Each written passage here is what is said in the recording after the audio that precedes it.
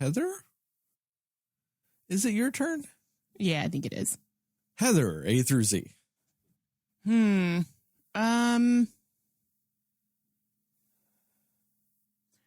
L? Okay, I can make L work. Okay. Literally today, Richard Lewis died. Or even just the Lewis works too. Well, yeah, but yeah, Richard Lewis. Yeah. He died. Oh, I thought you were using literally as the L. No. I see. You just said that. I got it. Yes. Yes. Okay. Because, I mean, it's just as of the day of this recording, he did pass away today. A lot of people know him, especially more recently, from Curb Your Enthusiasm. But he will just forever, to me, be Prince John from Robin Hood Men in Tights. Yep. Like, that is just forever the role and the person he was to me. Was Prince John. I loved that movie so much as a kid. Yeah. That's a great one. Do you guys have any other? Oh, he did it. I want to say he was on, what's it called? The Larry Sanders Show for a little bit, at least. Yeah. Yeah, he was. Yeah, those two would probably be where I'm known the most from. Oh, yeah, I forgot. He was in a movie called Wagons East, which was that parody movie of, like, Lewis and Clark. Like, there were these other people that were trying to race Lewis and Clark west, and it had John Candy. It's not good. But I watched it. But do you guys have any other memories of him? No, like, yeah, I was going to say Prince John. Like, that's, yeah. I mean, the amount of times I saw that movie as a kid. I feel like there are other things that he was in that I've seen, but that's just the first thing I ever think of with him.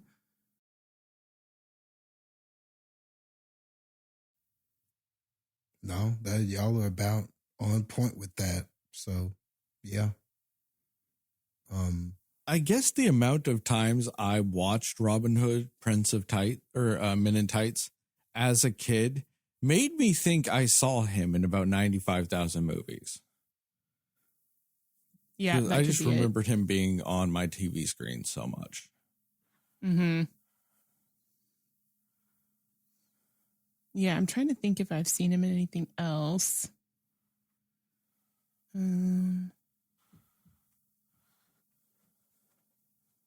No, I don't think so. Nothing that I've seen. So I guess that's it. Just that. And maybe it's because I have seen it so many times that I feel like I've just seen him a lot.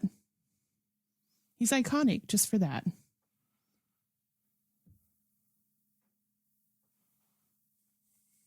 Well, on a different note, I was reminded of something today that is movie related. And that would be the trials and tribulations of one Neil McDonough. Everybody knows Neil McDonough. He's been in 90 billion things. Jastin probably knows him as best as M. Bison in the Chun-Li movie. Oh, God. Yes. Him. Yeah. I know him. Heather, I mean, you probably know him from... Oh, he's been in so many things randomly.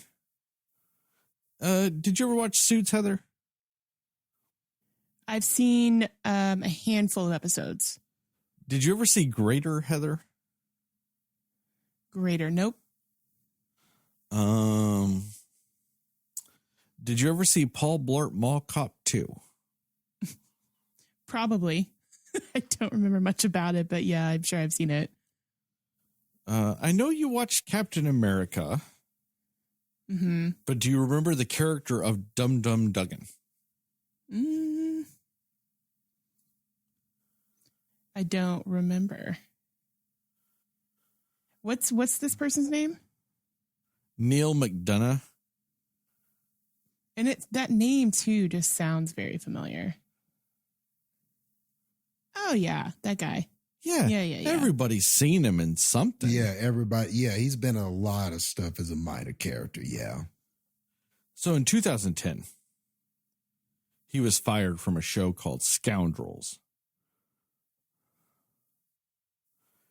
And he said it was because he was a Christian. And he's like, I got blackballed by Hollywood for 2 years because of this.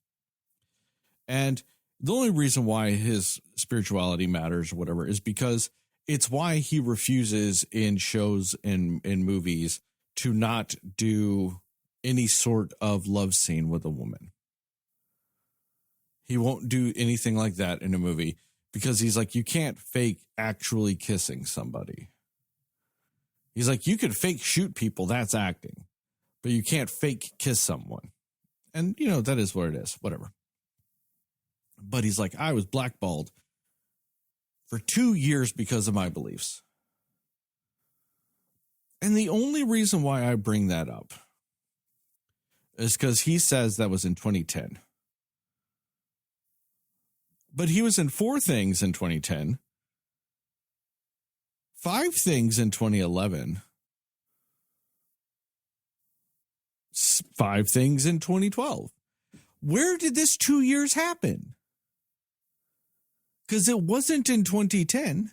Because he's like actually like going around talking about how he almost lost everything because of it. And I'm like, motherfucker, you were in a Marvel movie the year after you said you got blackballed. Like, and don't get me wrong. Was he was he the leading man in any of this shit? No. But was he the leading man in any of the shit before that? Also, no.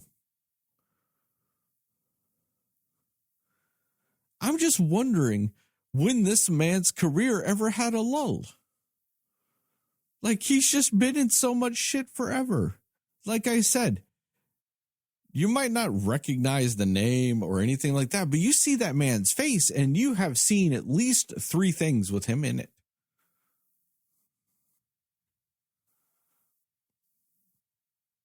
And I was just thinking about that today. That's just something that's been on my mind today. Because I went into a deep dive of when this 2-year lull was supposed to happen. This 2 years of him struggling because he lost everything because of his beliefs. And I just couldn't find 2 years he didn't work. So I confusing. mean, yeah, like in the way he's putting that.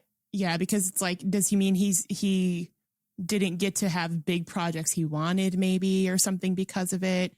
Like, what is his definition of, you know, not getting any work? I mean, you know what I mean? He had a whole season he was on of Justified. Like I said, a Marvel movie. A few episodes of Law and Order Criminal Intent. But also, I mean, you know what? I guess the reason why I have an issue with this stuff, though, is he's not blaming himself for anything. Did he not watch Chun-Li?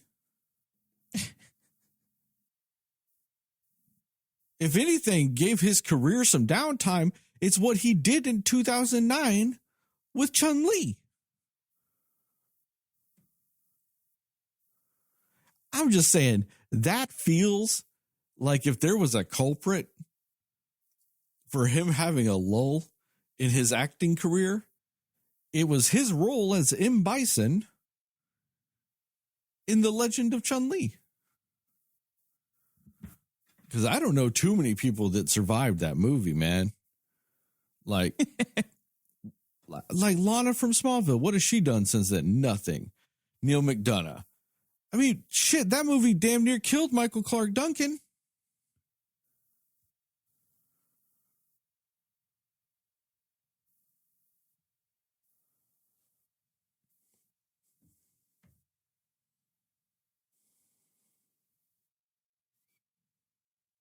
You know? Chris Klein, what the fuck has he done since that movie? He did like American Pie 9. He's in some Netflix show right now, actually. But yeah, to your point, yeah, since then, though, like other than that, what 15 else? years later, he's in a Netflix show that no one even knows the name of. I mean, I'm just saying, I think I found the culprit. The movie that damn near killed so many careers.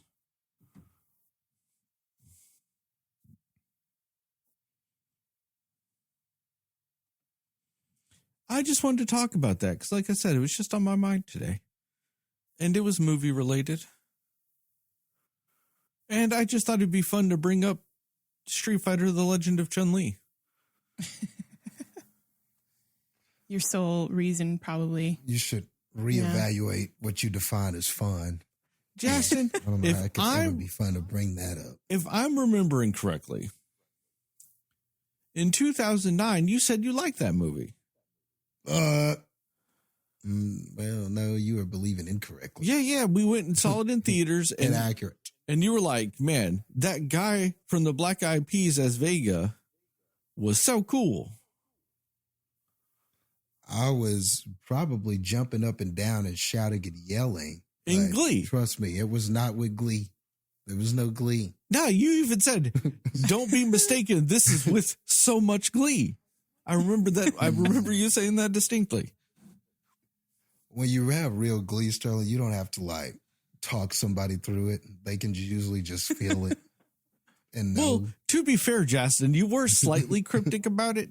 You were like, Sterling, you know what I'm full of right now? And I was like, what's that, Jastin? You were like, that musical show that airs on Fox. I was like, do you mean Glee? And you were like, yes, sir. Oh, man. I'm just saying, I distinctly remembered that. Mm-mm. Like it was yesterday. Well, all I can say is thank goodness it was years ago and not yesterday. Because I don't know if I'd have been in any condition to do this podcast if it was yesterday. So, Jastin, I guess I could take solace in that fact. Jastin, we should do that. We should do a rewatch of that. Next time you come up here, Jastin, we should watch Legend of Chun-Li.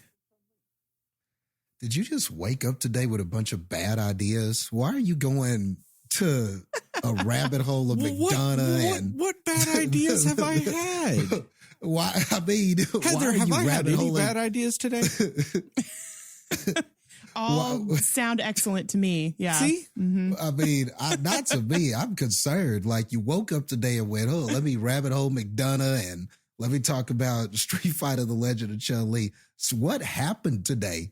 I'm convinced. Well, to be fair, Jastin, must have McDonough happened. is in Chun-Li, so it's not like I went just on another tangent.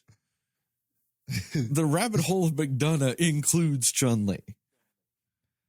Just promise me tomorrow will be better for you. You didn't. Jastin, I don't know if it's going to get any better if I don't get to watch Chun-Li with you, with my friend, with the man who loved that movie 15 years ago. Oh. That's what I just want. 15 years old? It is. I just want to have those memories. Oh my God. Why are we so old? I don't know, Jastin. You're the old one here. Or is that just me? Maybe that's just me.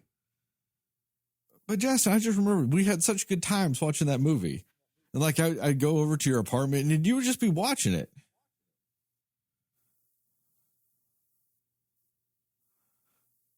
Just cuz. He looks so angry.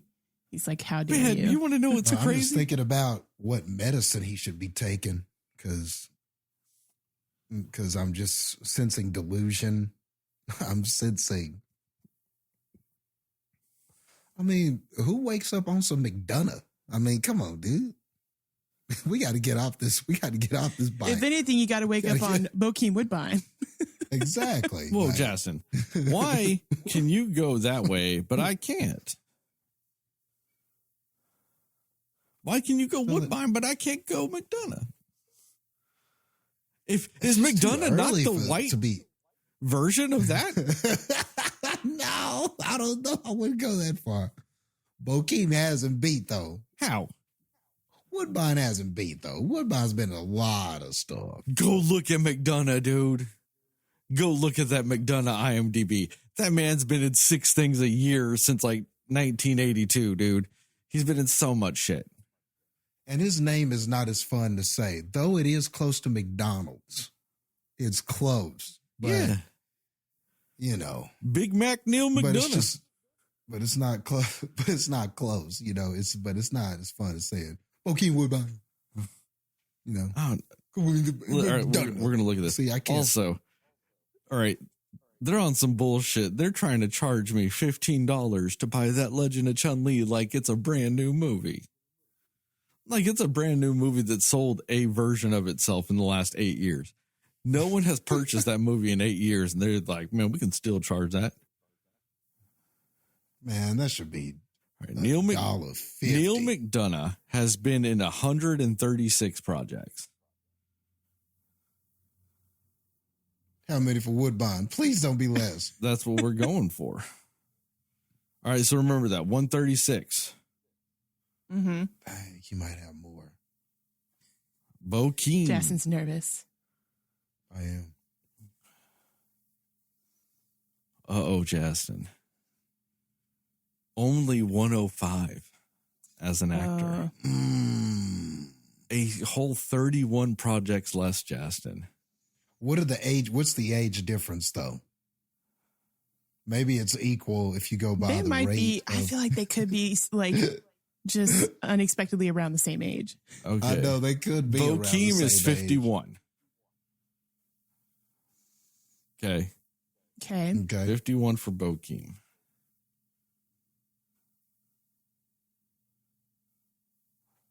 And then Neil McDonough is...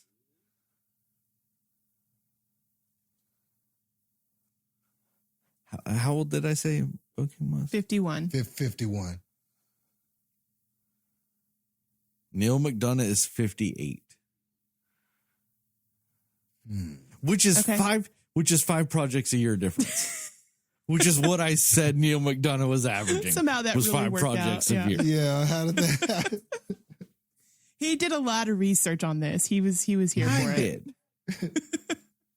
Wow. I'm just saying, guys. My theory that Neil McDonough is the white Bokeem is kind of holding a little more weight, is it not? Yeah, because I mean, in 7 years, Bokeem might have just as many projects. Both just After been his in the belt. MCU. Yeah. Wait, who is Bokeem in the MCU? He plays the Shocker in Spider-Man Oh. Homecoming. Yeah. Oh, okay, got it. Yeah. And Neil McDonough was that dumb Duggan. Just saying. He just has like, I don't know what it is, but there's some like, he has the perfect look for a villain. You know what I mean? Like he just, there's something about him where you're just like, I don't know. You're just like, yeah, you're the perfect villain vibes.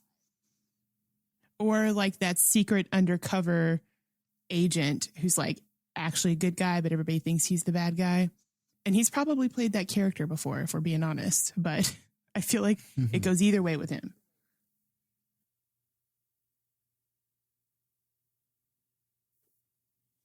I'm just saying. You know, Neil McDonough was in the Marine 3. Bokeem was in Jarhead 2. They made a second Jarhead? Apparently. Okay. Yeah, the first one was Gyllenhaal, right? Yeah. Was the Yeah. second one Gyllenhaal? Oh, come on, Heather. You know you saw this in 2014. Jarhead 2? Yeah, Jarhead 2. Field of Fire. Sure. Yeah. That's right. It I just has your forgot the name. boy Cole Hauser.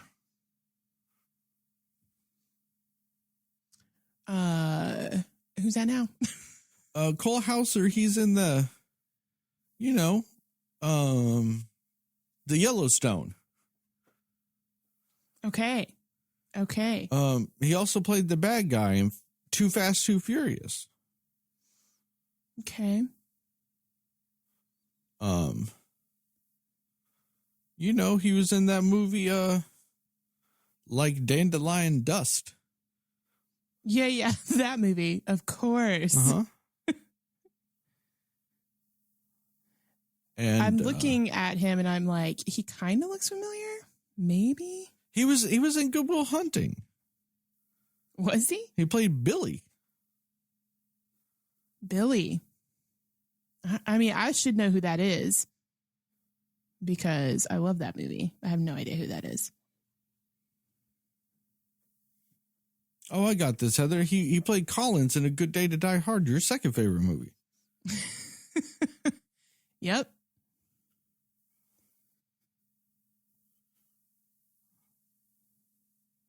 Man, I got nothing else, guys. I don't know what the fuck you want from me. It was a slow news week, Jastin. I mean, why couldn't you just want to get on some Neil McDonough and watch some Chun-Li? I don't know why you got to make a big deal out of all this. But who wants that for breakfast? I mean, Justin, it's fucking 10:40 at night, Justin. It is 10:40 at fucking night. This is dinner time. This is that late night snack. Now I'm talking about how you woke up thinking about this. Justin, I didn't start thinking about Neil McDonough until at least 10:45 in the morning. So it wasn't even breakfast time. It's brunch time. I brunched it. So it was a little bit of lunch.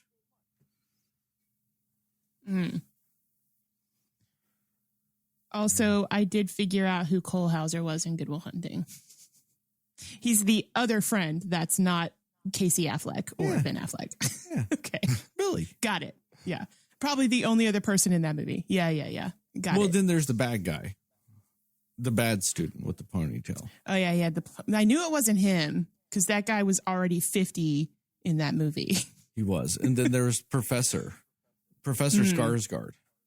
Yes. Skarsgård. Yeah. I forgot that that's who that was, but it is. Yeah. And Robin Williams. How did you forget Robin Williams?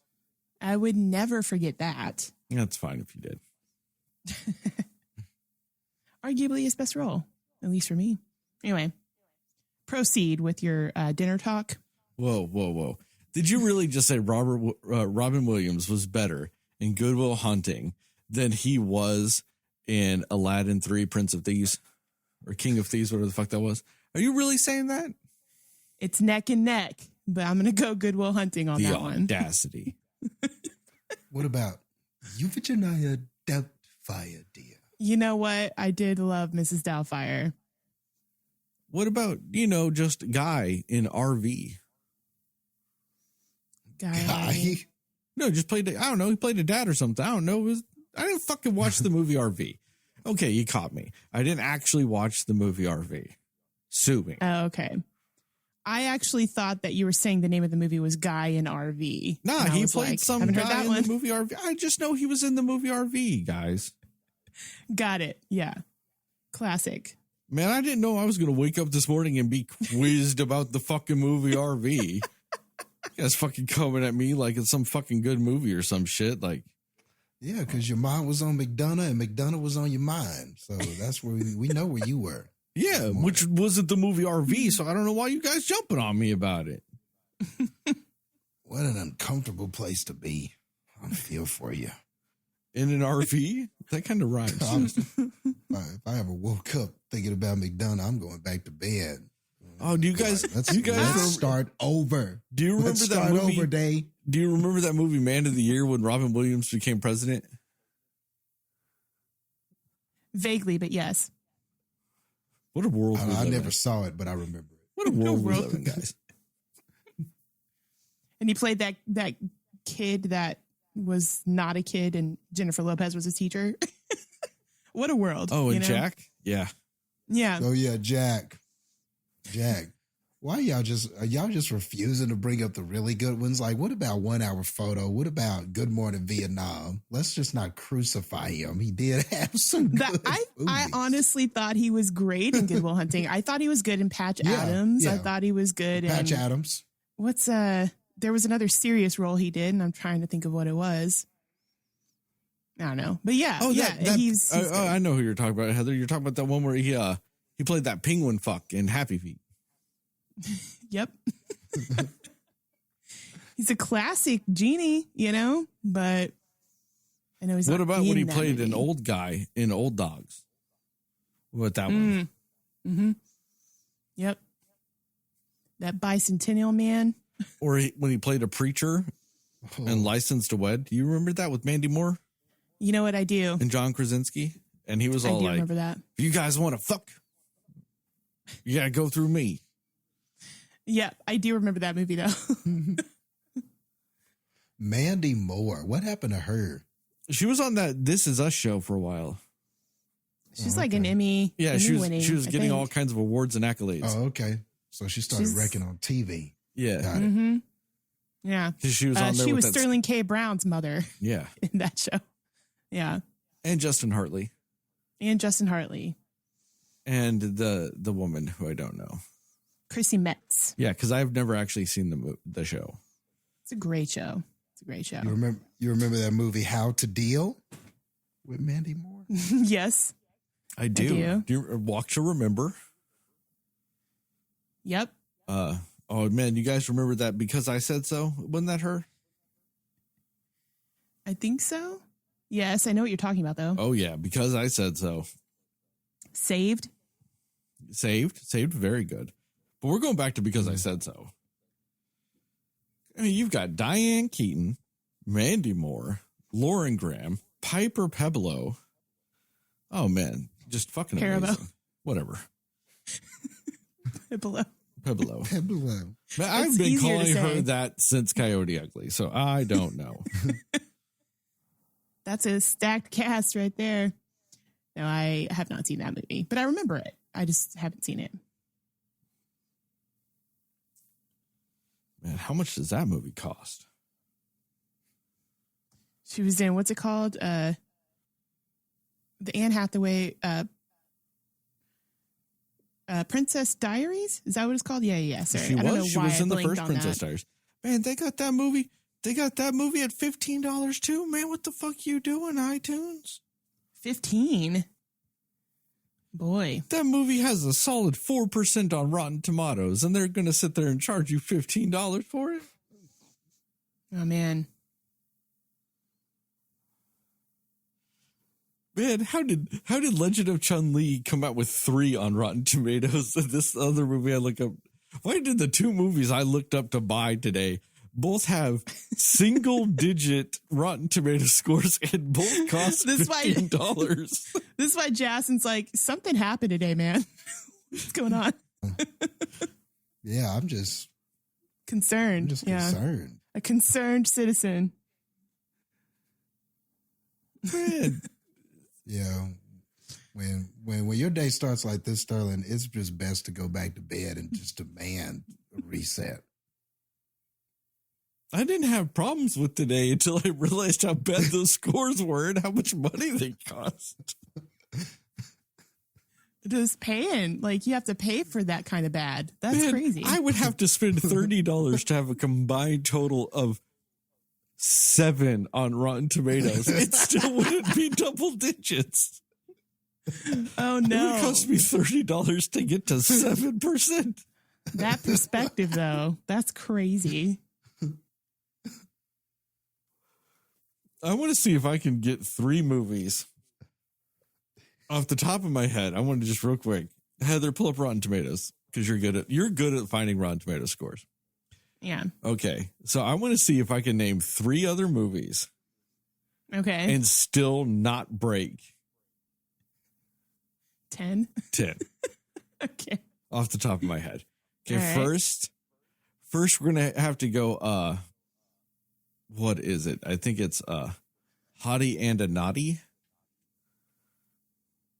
with Paris Hilton. Okay. Let's see what we got. The Hottie and the Naughty. Okay. Yeah, the Hottie Okay. and the Naughty. Am I telling you the score? Yeah, what's that score? 6%. That's 6? Yeah. I thought it was lower. Oh no, I already broke it. Oh no. I All really right, thought that's a that was practice lower. round. No, but I do want to see if I can name 2 other ones, see if I can still get it low. I know another one is Gotti with John Travolta. Gotti, Gotti.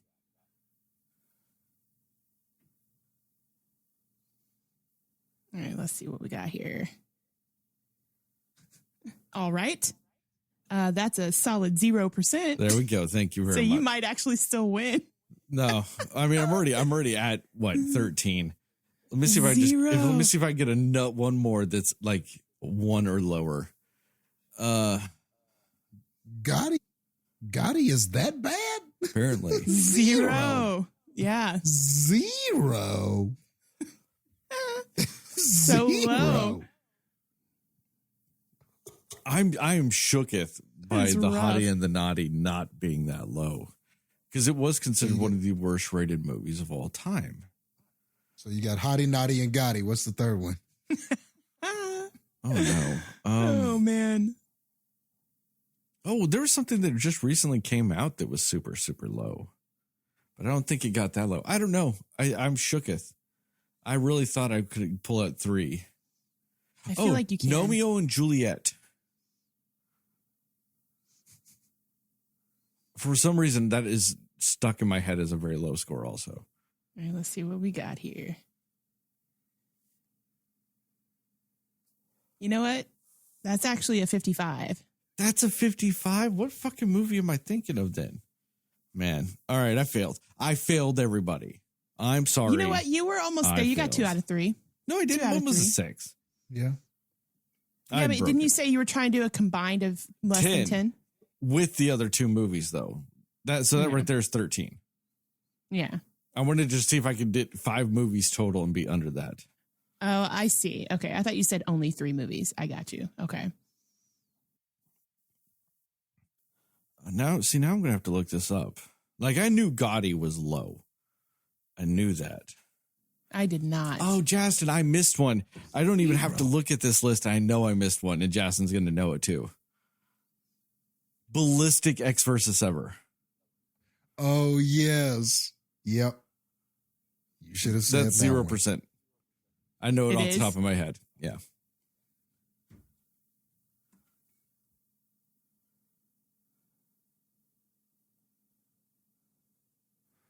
Boy, that movie was Oh, bad. Jastin, that Pinocchio movie, that Roberto Benigni Pinocchio. Roberto Benigni, yes. Oh, no. What is it? I'll look it up if you want. and It's a let's hear it. 0. Oh, and one of my favorite movies. Oh, I should have done this. I should have said this. We have talked about this movie at length on this podcast, and I still should have said it. Jaws the Revenge. I fucking forget that is considered a bad movie because of how much I personally love that movie. I forget that the rest of the world hates it. It's living a hard life. I mean, I've got a fucking gigantic ass shark tattoo on my thigh because of Jaws the Revenge. It throws me off. Weirdly enough, movie I mentioned earlier, with Richard Lewis, that Wagons East, 0% on Rotten Tomatoes. Okay. They said the first Problem Child was a 0%. Oh, that's offensive. You know what? My first thought was Geely. Geely's not that low. It's a 6, but still. Oh, Jastin, you remember Highlander 2, The Quickening? Ugh, yuck. Jastin, did I ever show you John Travolta's follow-up to Saturday Night Fever, directed by Sylvester Stallone, called Staying Alive? Oh my God, it's terrible. Yes, you made me watch it. Yeah, that's a 0 You made me also. watch that. It is a 0. Oh, you man. made me watch that. I'm still angry at you for that. I had so many movies that I knew in my heart of hearts I could have said. Do you remember Dennis Rodman's Simon Says, Jastin? I vaguely remember that one. I don't remember the movie. I just remember the title and Dennis Rodman was in it. That's all I remember. Guys, we got 2 movies to do. We got to go. We got to move on. Sorry, Police Academy 4. I just had to say that one. Which one is that? Is that the one in Moscow? It says Citizens on Patrol. Oh, yeah. I remember. That means 5 was in Moscow. What about Grandma's Boy? What did that have? I think that's like 30-something% because I think if anybody did drugs and watched it, they liked it. Oh, okay. I figured it'd be lower. It should be. Look Who's Talking Now. 0. Interesting. I didn't think that'd be a 0. John Travolta has a lot of zeros. Gotti, Gotti, Hottie, and the Naughty. Staying Alive, and Look Who's Talking Now. 3 John Travolta movies, 3 zeros.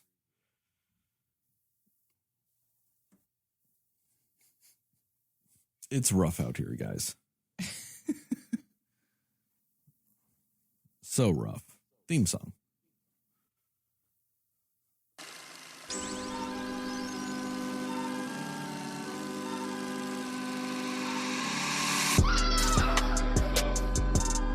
Somebody will listen to me. Nobody knows anything but you. All right. Are you ready? Yes. Come on. Cinema Slayers.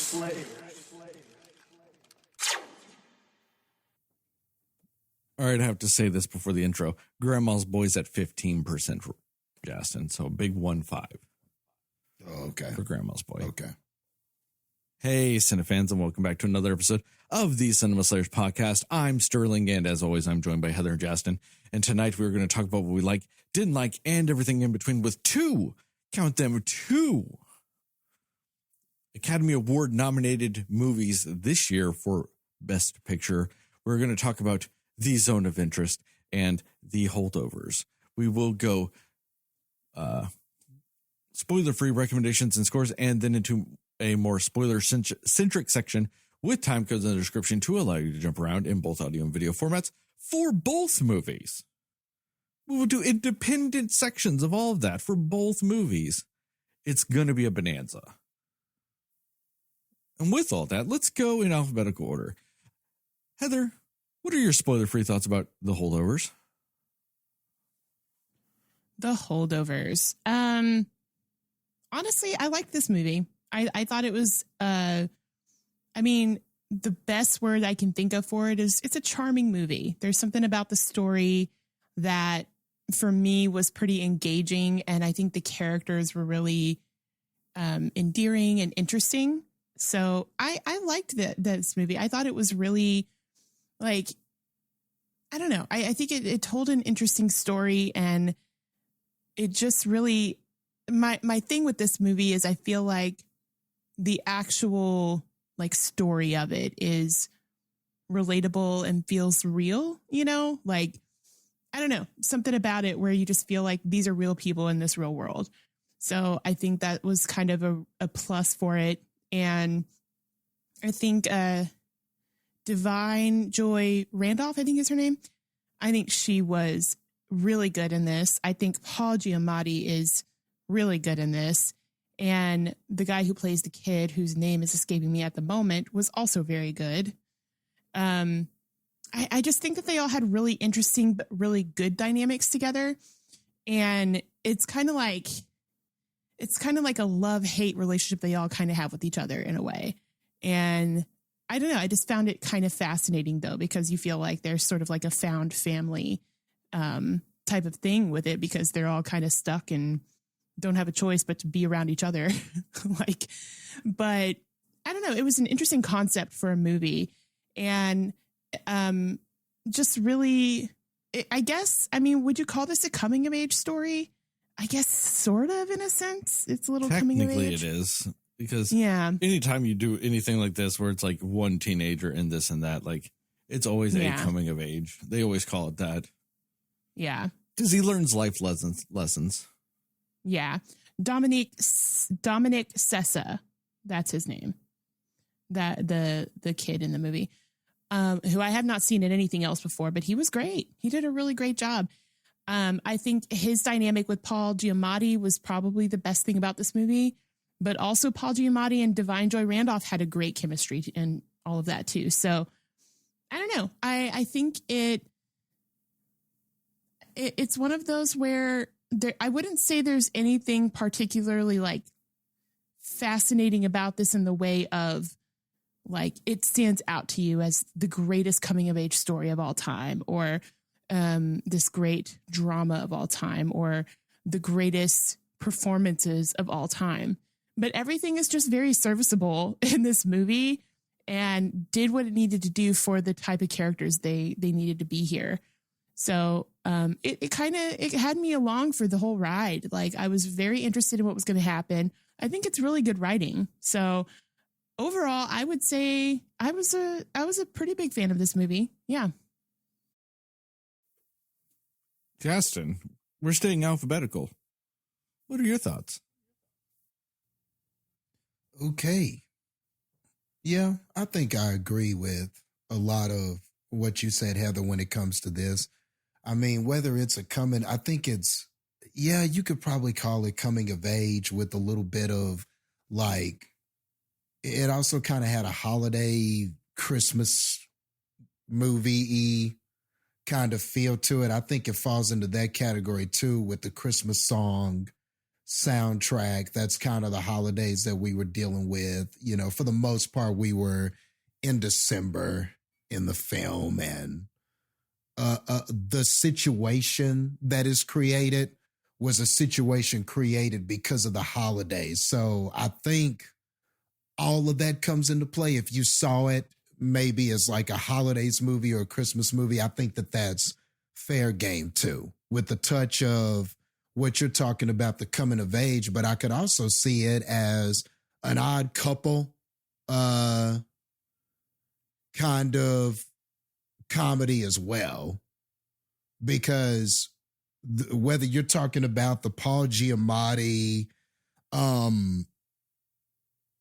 Dominic Sessa dynamic with those characters, or even, you know, Divine Joy Randolph, all of these are people that are just completely different people. You know what I mean? Very odd in their personalities, but they share this commonality of being alone, you know, in some sort of way, or they feel like there are certain people absent from their lives. So I think that there was kind of this feeling of kind of being alone for all of the characters in a way, or lonely due to proximity of a person or situation in their lives, et cetera, et cetera.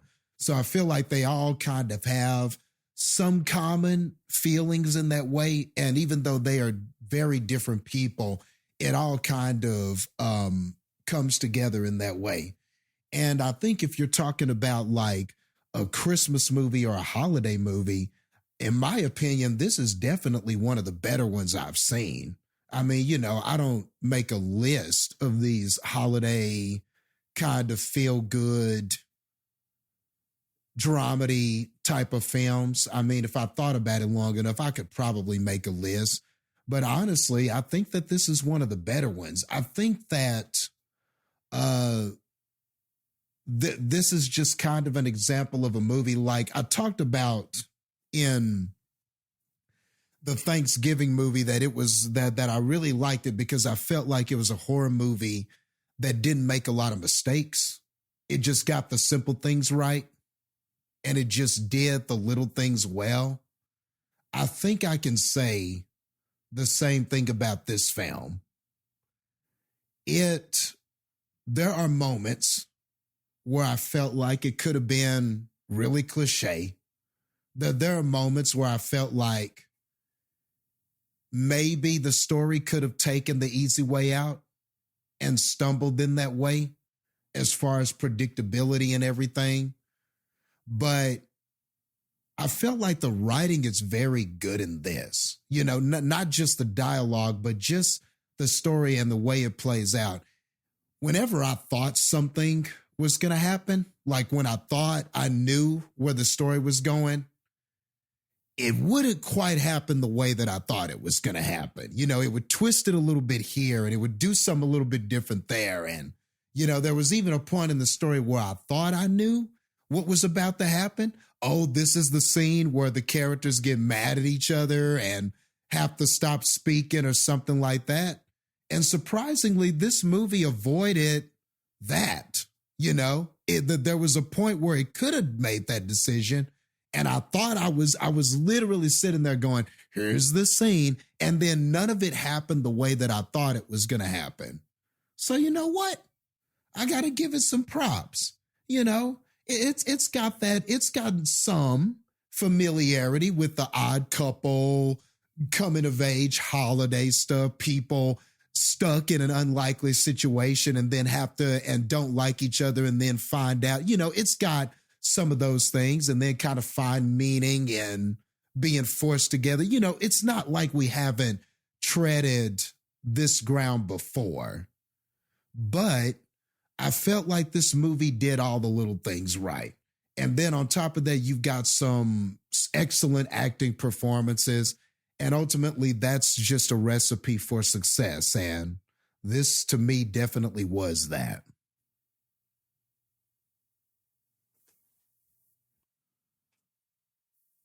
I don't wildly disagree with you guys. I think this is it's a fine, good movie.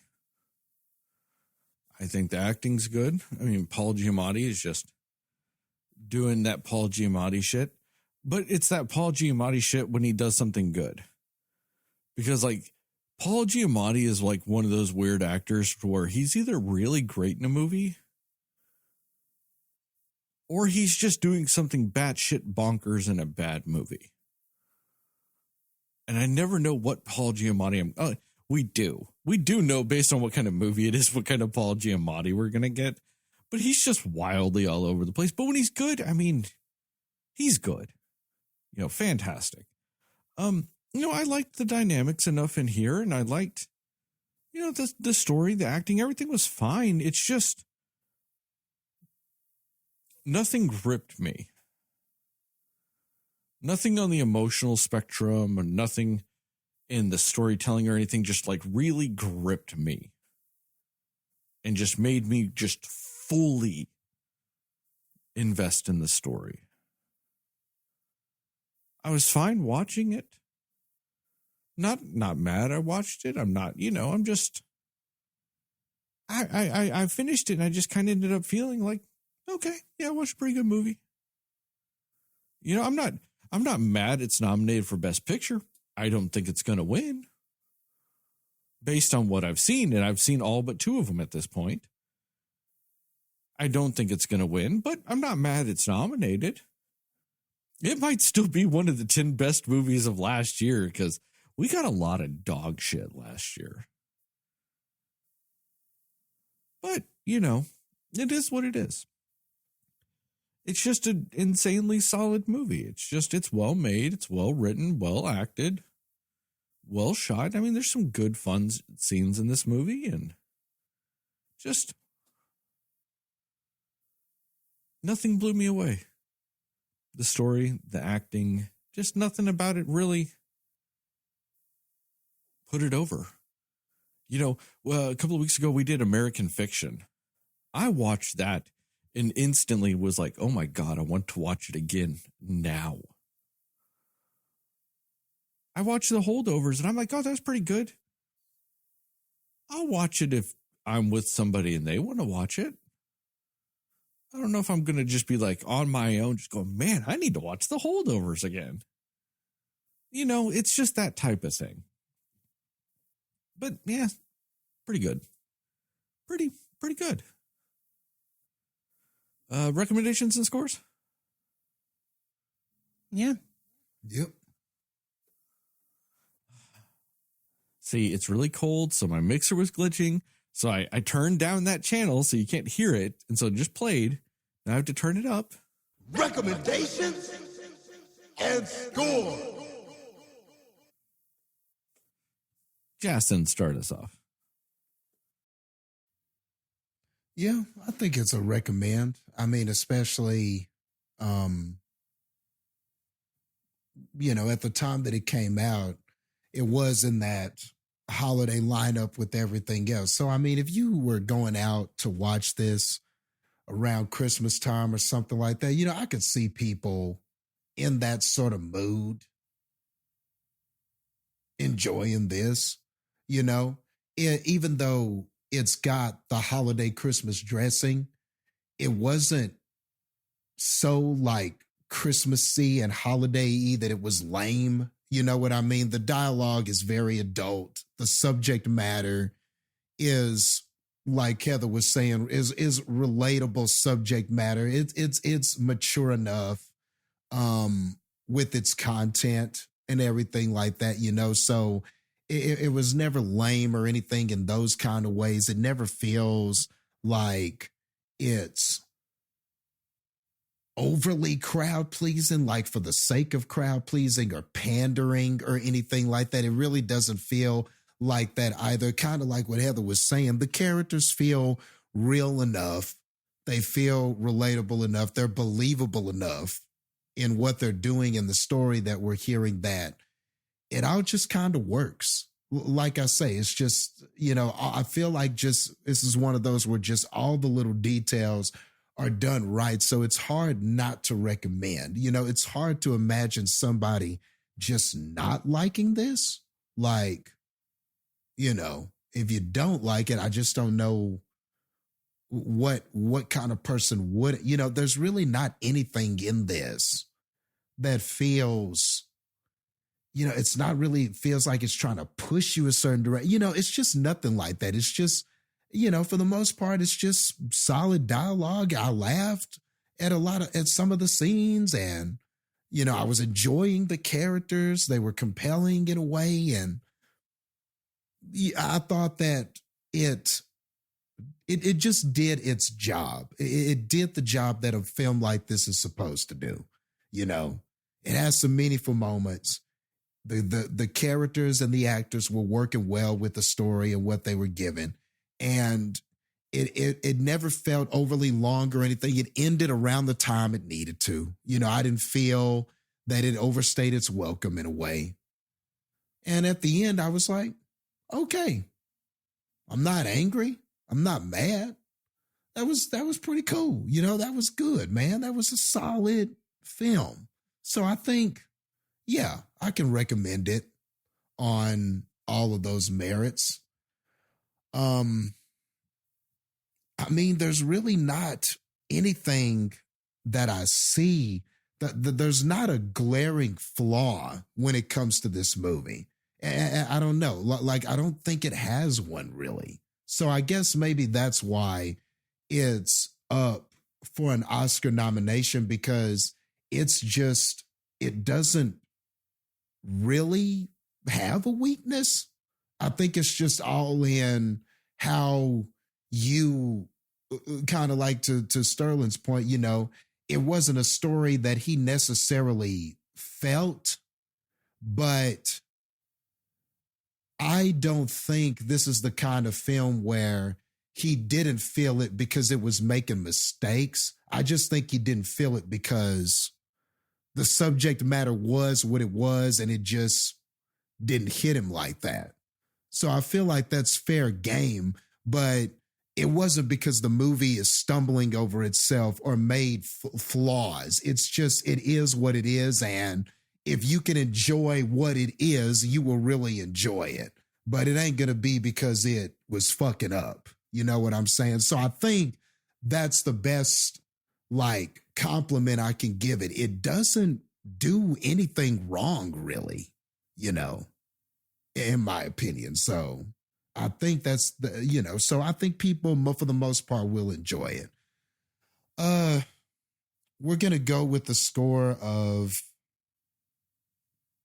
we'll go 88, desiccated cockroach assholes, which was something he threatened that kid would have to clean up out of 100. That was a pretty funny line.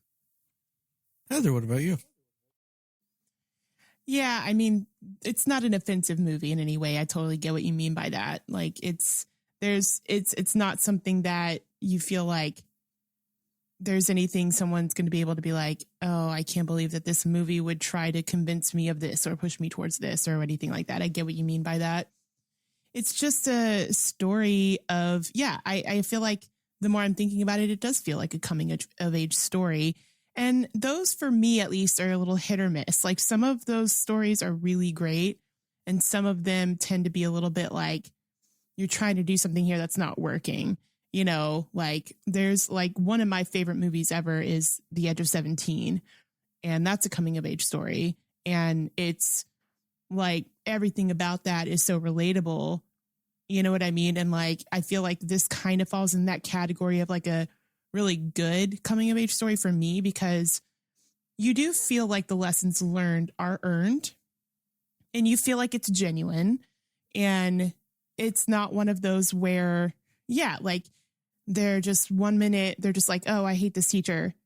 And then the next minute they're like, you know what, we're cool. I get it. You know, like you feel like throughout the movie, the kid is learning from both of the other characters in this movie, and, you know, just getting a different perspective and things like that. And I feel like it's just one of those stories where I don't know. I get what you mean. And it's so weird to talk about, because it's like, I was very invested in this story, but you know, it's just one of those where you get to look in on this kid's life. You get to look in on this journey and on this particular, you know, holdover time during the holiday season.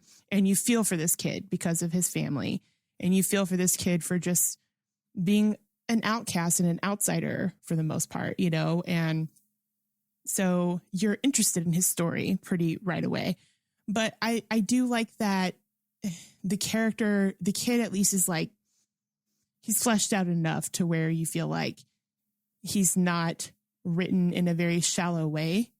And I appreciated that, because that could be very easy to have done with a character like this, you know, in a lesser movie.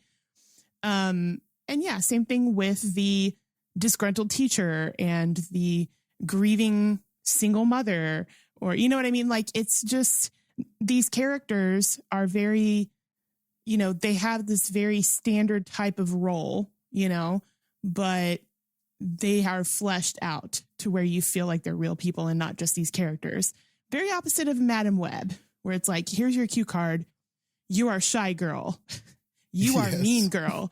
Like, these cards were like, you are teacher that is angry, but you've explored why you're angry. You know what I mean? Like, you understand a little bit more why these characters are the way that they are.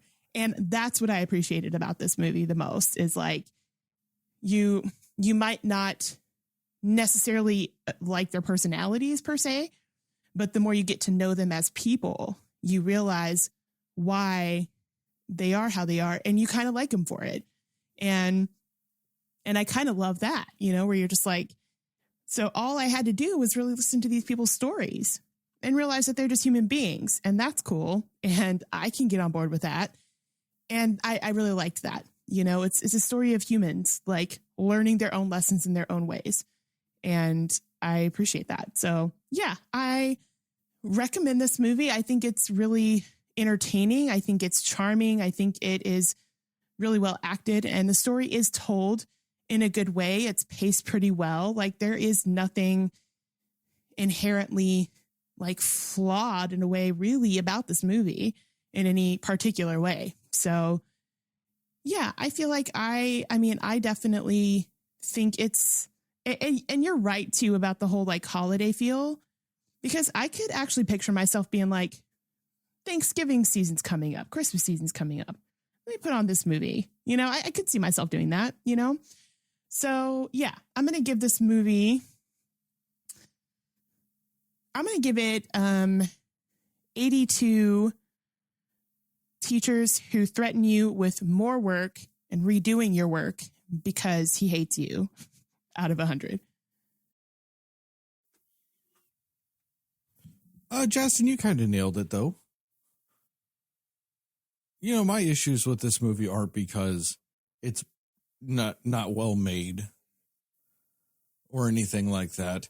A lot of it, a big thing is like movies that have a central conceit around holidays don't always connect with me, especially when one of the themes, not all of the themes or everything that this movie's about, but one of the themes is being alone on the holidays. That doesn't faze me. I'm alone a lot on the holidays. Like, okay, get over it. It happens. Go whine to somebody that cares. And I'm saying that like it made me mad. No, I'm just saying that's not something that's ever really going to connect with me. Because like, yeah, no, that doesn't bother me. You know? And movies that have things to do with holidays. They don't grip me that much either, because I'm not, that festive of a holiday person. So it's hard for me to sometimes put myself in the mindset of getting in the holiday spirit. Even when this is the first we've heard of this. I know, this is shocking information. What a shock. But so since I don't really do that, it is kind of hard, to always relate to those things and to put myself in those shoes and feel it. Cause I'm just I have a hard time with that. I'm just I don't care. But ultimately I don't disagree with you, Jastin.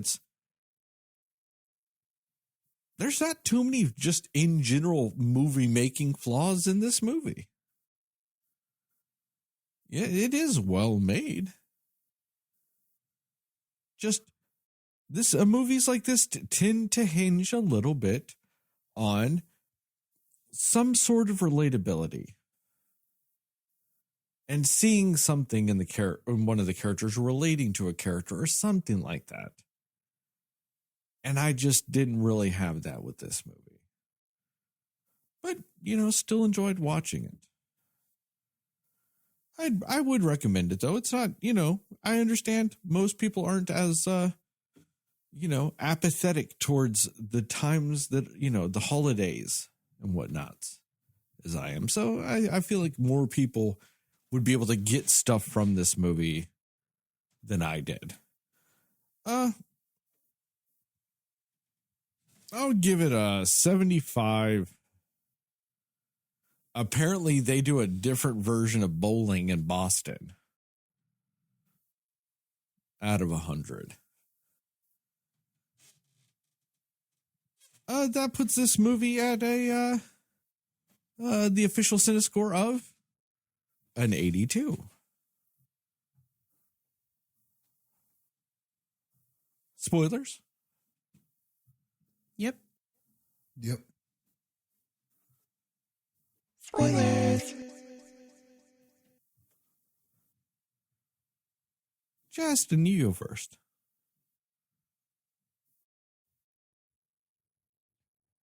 Okay. Well, I think that from the onset, whenever Paul Giamatti is doing his thing and just the way he's talking to the students and just so openly calls them degenerates or says, man, they're not smart. And, it just right away, I could just kind of tell I was probably going to like this character just because I liked the whole vibe he had. I could tell that Paul Giamatti was really feeling himself on this role. It just felt like he was born to play this guy, just how intelligent he was, how smart he was, and how he seemed so confident and knowledgeable at school. But Paul Giamatti did a really good job because you could also sense this insecurity inside of him. And so you always felt that. You always felt that there was something beneath the surface about this man. You just kind of felt like the exterior of being the proud teacher, and I'm holding down the legacy of Mr. Green, the my mentor and my the person who gave me this job before me. And he kind of just had this big shell up, about being this teacher that was about the rules and he's about the book and everything like that. And you just felt like there was something more to that. And he was big on integrity and the progression of the students and everything like that. But you always felt that there was this something underneath. And I thought that the film did a masterful job of peeling back those layers little by little. It didn't just vomit it all out to you in exposition or anything like that.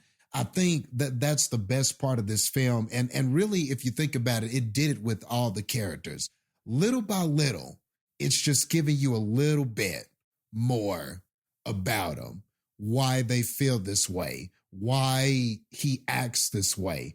And then when you find out more about his story with what happened when he got kicked out of the where he went to college and everything like that. And then you find out that this Mr. Green person actually gave him a chance after all that had happened when he got kicked out and everything. And then you start to begin, things start to make sense, you know.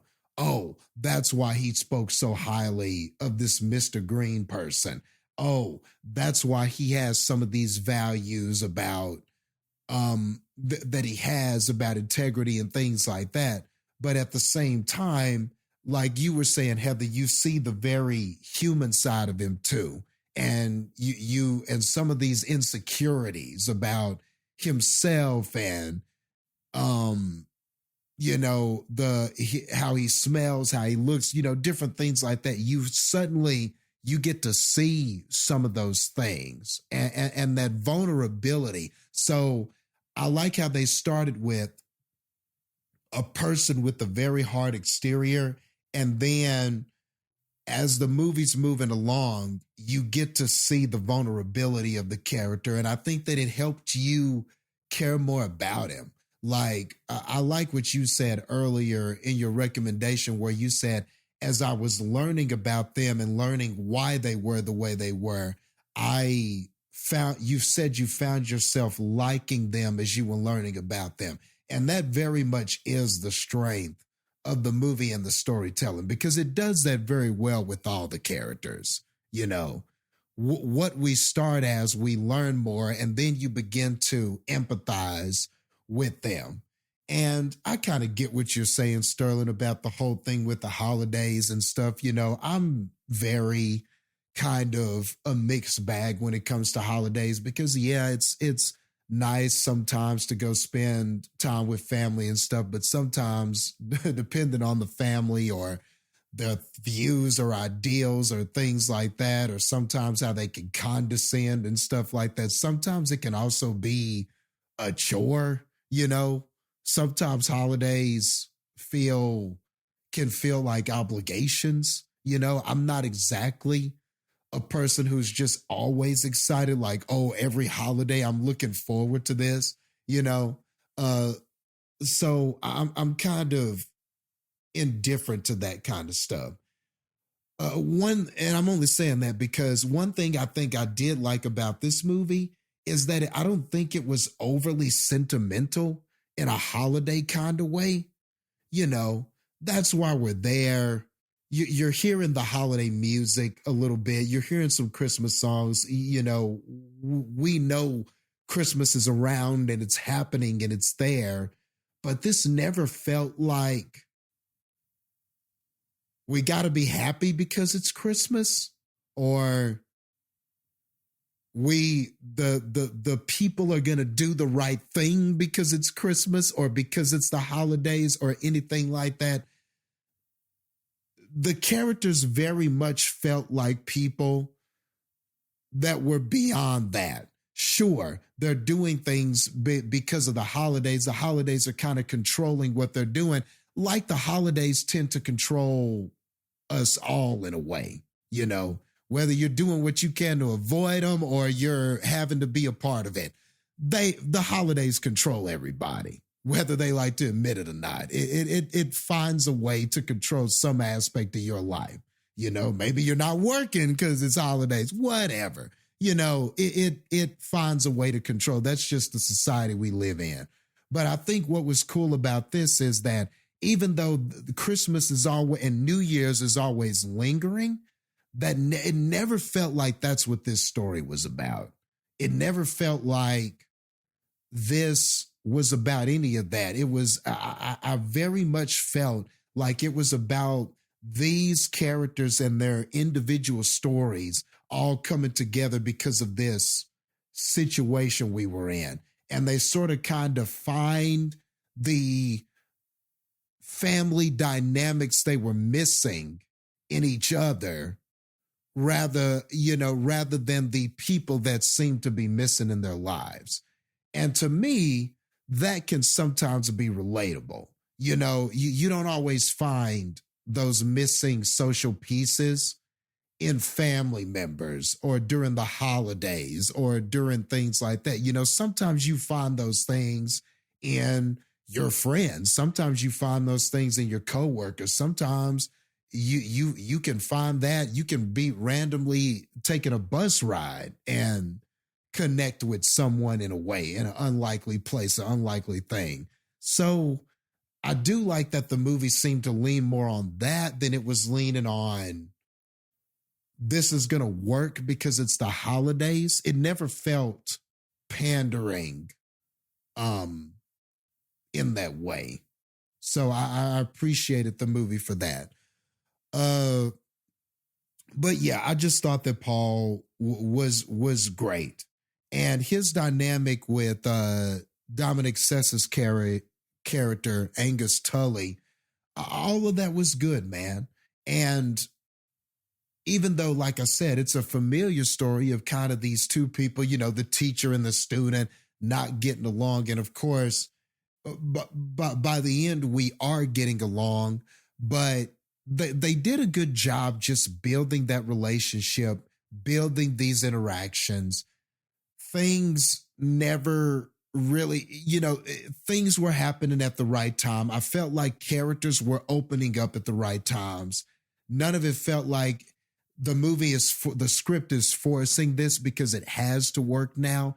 Everything just felt really natural. And I think that's just a testament to the acting that they were doing and the pacing of how it was doing these relationships. Because a lot of times in a movie like this, The Odd Couple or The Coming of Age, sometimes the bonds that are being made between characters can feel forced, or it can feel rushed, or it can feel manufactured. You kind of feel like, okay, I get this is what the movie's supposed to be doing, but I'm not buying any of this.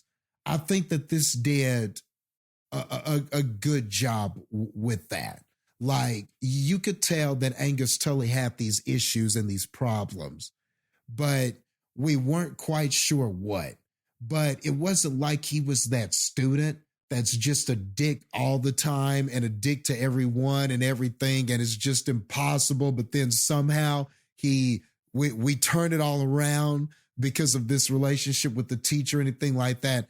It was a very human performance. He had some flaws. He had some problems. He had some issues with his attitude, but he wasn't just like that all the time. He wasn't just completely uncivil all the time. He wasn't just irrational all the time. It was a very level-headed. There were times where he was smart too. There were times where he could infer something about his teacher, and he could get his teacher to admit some things. They had such a great dynamic playing off of each other. So I like that this kind of back and forth with them and this situation we were in sort of ended up with them sort of opening up more to each other. And as you begin to pull back kind of the hard exteriors the characters are pulling up, and they pull back and kind of show a little bit more of who they truly are. And as they learn about who each other truly is and the struggles each other is having, it causes their relationship to grow, and kind of you can see them drawing closer to each other because now they're kind of starting to understand each other's struggle and how it parallels to their own struggles. So I think all of that was just so well done. I just like how the movie chose when to reveal things and when a character started to look at another character a different way and how we started to reveal things. Like, the movie just had an excellent sense of timing with all that stuff. Everything just seemed to be happening at the right time. The last few things I'll say is just whenever we visit Angus's father, that was pretty devastating, man. Like I liked that scene. I really did like that scene. I like how it was built. He was doing the actor. He was doing such a great job.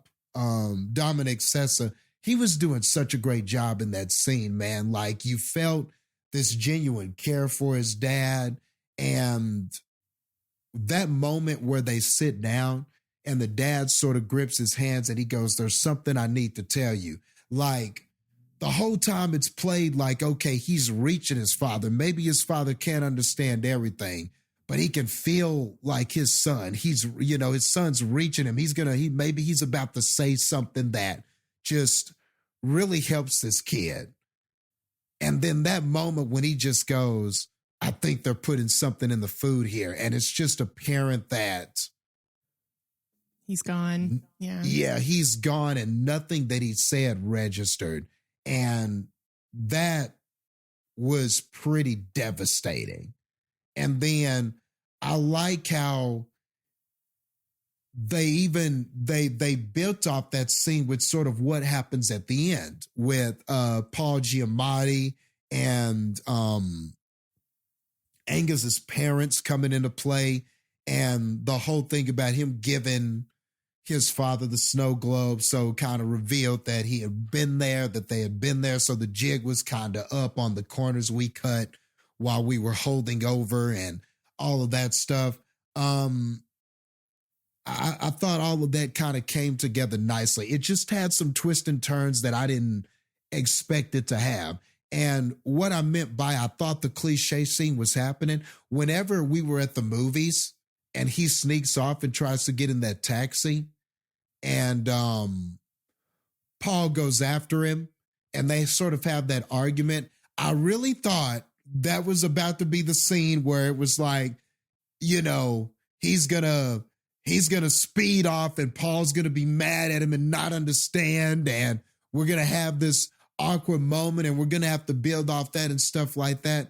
But I was so happy that the movie avoided that because it was around the time in the movie where that scene needs to happen. Because for most movies, that scene needs to happen around this time. It's the breakup scene. That's what that I knew, and I knew it was coming. We all know it. We see it so many times, and it was about that time for it. Like it was right on time for that scene, and I'm so glad they didn't do that.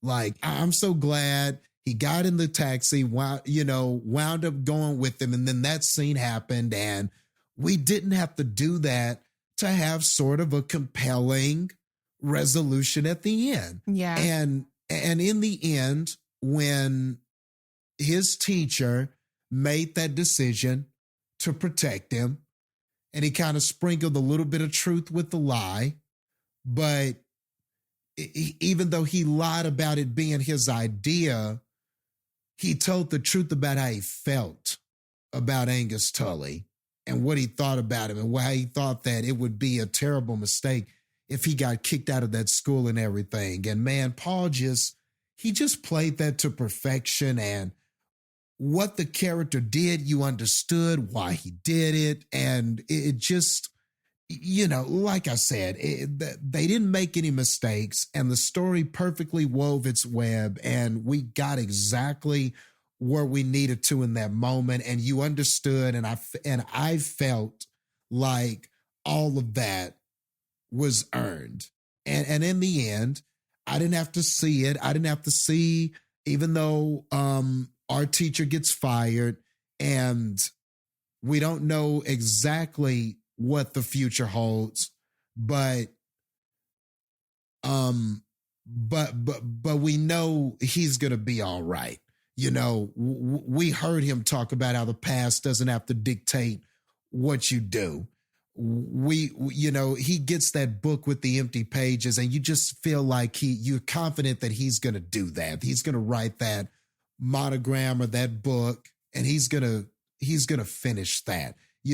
Him driving off into the open road seemed like there are possibilities for that character. And that's a big contrast to what we had at the beginning, where he's in the same place and he's always at the school and he hardly ever goes out and he's kind of in this one place all the time. So that character driving into the open road felt like the right ending for that character. And Angus Tully, you feel like he's going to be all right too. You know, it feels like the whole journey, like you guys said, the coming of age aspect of it, you felt like he learned the lessons he needed to learn. And you felt like that the whole experience made him a better person as well. And also for Mary, you know, who lost her son, and that journey comes full circle, I think, in a good way as well, with where she winds up and everything. So, I mean, I think that this did a great job. It just did a great job building characters, building a story. And I think that it all just matched well with the resolution that we got at the end. So like I said, this is kind of, I'm not going to say it's a hard film to talk about, but it's definitely a challenge when there's really nothing wrong with it. Like there's nothing really that I can think of that I would have changed, or they shouldn't have had this scene, or they shouldn't have had. Every scene builds to what these characters are, and it unveils the layers the right way at the right time. And it doesn't make a lot of mistakes that movies like this make. And it wasn't overly sentimental. It was just, it was sentimental enough for you to care. It wasn't overly holiday-y and Christmassy. It had enough of that dressing, but that's what it was. It was just dressing. It wasn't the point of this. So I don't know. I'm sitting there as I'm going, trying to think of something. Is there anything about it that I would change? And I can't think of anything. I just think it was just so solid from beginning to end. I want to comment on something you did say, just real quick. I gave it a 75. I was like, it's a pretty good movie. You know, all these things. But what you just said, is there anything I'd change about it? I think that's a very unique question for something like this. I don't love this movie. I don't think I'd change anything, though. Why I don't love this movie is not necessarily the movie's fault. The movie was the movie it was supposed to be. It was the movie the writer and director set out to make. Just because I don't connect with it doesn't mean they failed at their job.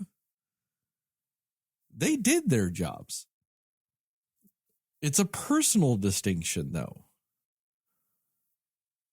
I don't think I would change anything. Because one of my favorite things about this movie, both of you have touched on it, the way they let the characters develop over the movie. Like, okay, they don't really develop over the movie. I mean, parts of them develop over the movie, but for the most part, like you said, Jastin, you don't get some exposition. Oh, this woman, you know, lost her son in Vietnam, and she's really sad because of it, and she drinks a lot because of it. Paul Giamatti had a bad time at the, you know, like they don't go over that. Like they just, as the movie goes, you get little bits of their story. And then you get a little more. And you get to know these characters actually as they get to know each other. So the movie does a really good job of intertwining the audience learning about the characters as the characters in the movie get to know each other too. Good movies do that. You know? I mean, it's a very well-made movie in that regard. And I just want to touch on real quick the last scene of the movie that you brought up, Jastin. Like he's like, oh, he's out on the open world, like open road, all this other stuff. I also like the fact that he pulls out that bottle of liquor. Like this motherfucker's about to down a couple of shots and start driving. And instead he starts, pours it in his mouth, and then spits it out. Because I think he was like going into an old habit, then realizing I don't need that. I'm moving forward. I'm moving on. I don't need to do my reliable thing. I can actually just embrace this. Good catch. Yeah, that's exactly what that was. Good catch. But yeah, but I liked how you brought that. Honestly, it did not completely click until you were like, oh, he's got, it's the wide open road and all of this stuff in front of him. But I was like, that's why he spit it out. Like, it did not click when I saw it. It clicked when you said that. Like, I was like, that's why he spit it out. Because the whole movie, I mean, there's comments in the movie. Oh, he smells like whiskey. He smells like this. Like, the whole movie. Not at the end. But I liked how they did it because he started to, because that was the habit. That's how he approached doing anything. Oh, gonna get a little liquored up before I do a damn thing. So that was the habit. And then it was I don't need to do this. Spits it out. That's a very good scene. That's a very good scene. Yeah, now that you say that, I'm like, damn, that was like way more awesome than I even thought it was. Like that what a great subtle way to show that a character's changing without doing the cliche shit. You know what I'm saying? Like, how many movies would have done like the whole like pausing on the characters and almost doing that that Breakfast Club thing where it's like pause on this character, say say the little dialogue or whatever, or like read the paragraph and then go to the next, you know what I mean? Like that type of thing. Actually, I don't think Breakfast Club does that, but you know what I mean? Like it's that thing where it's like stops on this character, tells the story like, oh, this person went on to write the first book about this and do this. And then this character went on to be a math teacher or whatever, like that whole thing. Like this movie plays like it's about to do that type of thing. No, it just ends with a guy going, got my life ahead of me. All right. A guy in his fucking 60s going, I got my life ahead of me. Let's go. I love that. Yeah. Kind of encouraging. Yeah. All right, Heather. What about you? Yeah, no, that's a good point. I don't think I fully thought of it that way either, but that does make that scene greater. Well, but I think the greatest thing about that is if that's not what they meant by that ending, claim it was, because it totally ties into this movie and it works. So just say that's what it was. You don't have to give me credit because as far as I'm concerned, that's how you ended the movie. Yeah. So I'm thinking you already did. So just say you did because it works so well. Yeah, it does. Yeah. I mean, and I think the interesting thing too about the character dynamics between everybody is each one of them really just kind of needed somebody to talk to and listen to them, in different ways. Like I think about Tully's character, and I mean, he had a mom who was just like, sorry, we're not going to come get you for your entire Christmas break because, we just want some time by ourselves. And like, just the most absent-minded and just like not present parent. You know what I mean? And like at the time too, you think that like, you don't really know what happened with the dad specifically. And I don't know. I think I just appreciate that it's one of those where his connection that he finds with Paul Giamatti's character, I'm forgetting his character's name, but yeah, Giorgio. I think just Giorgio. Okay. I was like, is that right? No, I just really wanted to say Giorgio. Giorgio. Okay. Paul Hunnam. Is. Oh, his Paul. name is also Paul. Okay. So he's just Paul. Yeah. But like, what I loved about the relationship between Tully and Paul is the fact that Paul was kind of the only person who was like a parent figure for him in a way. And I think to some degree, I think he thought Mary was also like a parent figure, like the only people in his life really that ever felt like they cared about him in any capacity.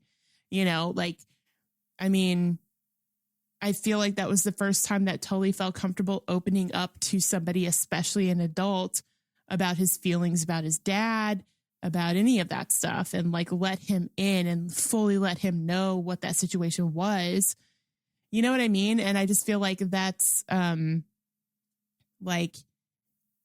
just really great writing and character development, because it's like this, it kind of is like that parent relationship where you're just kind of like, you're pissed off at them, you're angry at them, you're annoyed with them sometimes, but in the end, you're just kind of like, yeah, I still want to be around you and I still want to learn from you. And they still like help you grow, you know, and that's what a parent is supposed to be for their kid.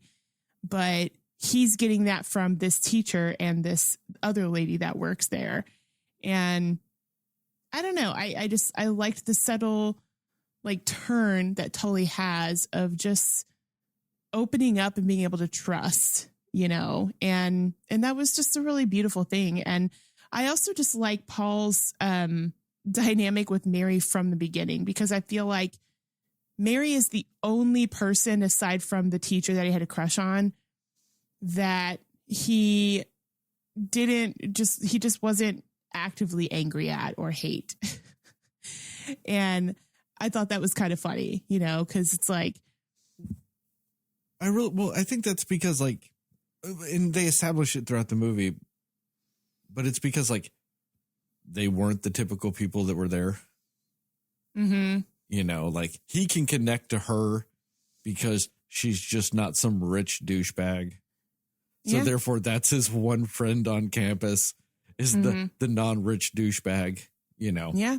And he also, Yeah. and I like how they show it throughout the movie too. He really liked her son. Mm-hmm. Mm-hmm. You know, like yeah. as a student, he really liked her son. Yeah. You know? Yeah. So there was that connection too, because like, I think with anybody else there, their sympathies to her felt performative to her. Mm-hmm. His sympathies towards her she didn't feel were performative. Like he genuinely meant that. Yep. Because it wasn't just like I just feel sorry for you, like everybody else's mentality was. Well, yeah. And like whenever he's like, you know, like appreciative of her son and the sacrifice he made and all this other stuff, you know, it was because like he felt that her son belonged at that school, not just because she worked there so he got to go there, but because he was a good student. He deserved to be there. And he's used to teaching a bunch of rich assholes that don't deserve to be there. They just have the money to be there. So in his mind, it's that fucked upness of all of these assholes that don't deserve to be here and don't deserve the opportunities they're given aren't going to war. And your son who did, should have been there, belonged to be there, was better than all of these people, had no other choice but to go to war. And he lost his life because of it. Right. Like, so, and she knew that about him. Like, you know what I mean? So like, I like the fact that, and it's one of those things, you could have had that. Their first conversation could have been that and all of that shit. And it wasn't. You get that conversation throughout the movie. Yeah. So you get to see them already having a relationship, but then you get deeper into it and explore it, which is just always a nicer feeling as you get that throughout a movie. Instead of that, hey, Mary, I'm so sorry your son died. Like, I really loved him as a student conversation as their first interaction in the entire fucking movie. Right. Yeah. Yeah. Don't you hate that when a movie does that? When the two characters act like they've never talked before, but they're talking about how they're such good friends. Yeah. But they're like Yeah. saying shit that like, if you're such good friends, why the fuck are you saying half the words you're saying? Yeah, it's like the equivalent of that Mhm. how's the weather conversation with like a stranger. It's like the Yeah. first conversation of, hey, Doug, do you remember when we were 15 and your mom was doing this and I was doing this? And then your dad was like, oh, no, you can't do that. And you were like, I did that. Like, why is that the first conversation we see you have in this movie? Yeah. Like, Yeah. and all it is to establish, oh, I guess they've been friends their whole lives. Yeah. No, you're right. They did do that really well here. I appreciated that too. And that's the thing, like all of these relationships felt very organic and very genuine and natural. And that really is the strength of this movie. Like, and it's also one of those where Tully, I think, got to see like, he got to see a different side of Paul's character because, I feel like Mary kind of brought out a side of him that he doesn't show, a side of him that he didn't really have with anybody else or hadn't had with anybody else for a very long time. So when Tully's there with them over the, break and everything, he's listening to their conversations. He's being around them. He's kind of seeing them in their element of just being themselves for a little bit. And, it just kind of, it felt like Mary brought out a side of Paul that was missing for a long time, even if they were friends for a while. But like, I feel like them having the conversations that they had over this break and actually getting real and profound conversation, something in that just brought out a side of Paul that was just, it's not very present with anybody else. And I think in turn also that Paul did that for Tully. He brought out a side of Tully and brought out feelings in him and emotions in him that he had not had before. So it's kind of like this little effect that each of them had on the other in some sort of way. And I think that's kind of cool. And they're all just kind of dealing with different sorts of him, like emotions mentally that are in a sense would be considered their downfall. Like Mary is grieving, you know what I mean? Like she's this grieving woman who you feel like she's down on her luck as she has nothing left. She doesn't have her husband. She has nothing. And then there's Paul, who's just like, he just doesn't care about anybody. He has nobody in his life to love, really. And then you have Tully, who just doesn't have anybody who loves him in a sense, or loves him in the way that he needs to be loved. So it's just really interesting to see how the three of them sort of fulfill those needs in each other in different ways between the three of them. It's cool. It's just a cool connection to have, and I agree too about the whole thing with Tully's dad.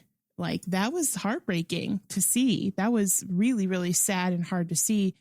And, and then the story that he told to Paul afterwards. And that was the first time that you feel like Paul was talking to him in the way that he would talk to Mary, and like that deeper level of like, hey, I'm actually here for you for what you need. And not just teacher mode with it, but more like loving parent mode with it in a sense. So, they just grew very fond of each other. And yeah, like at the end too, when Paul decides he's going to take the fall for what happened and going to Boston, right, is where they went. And,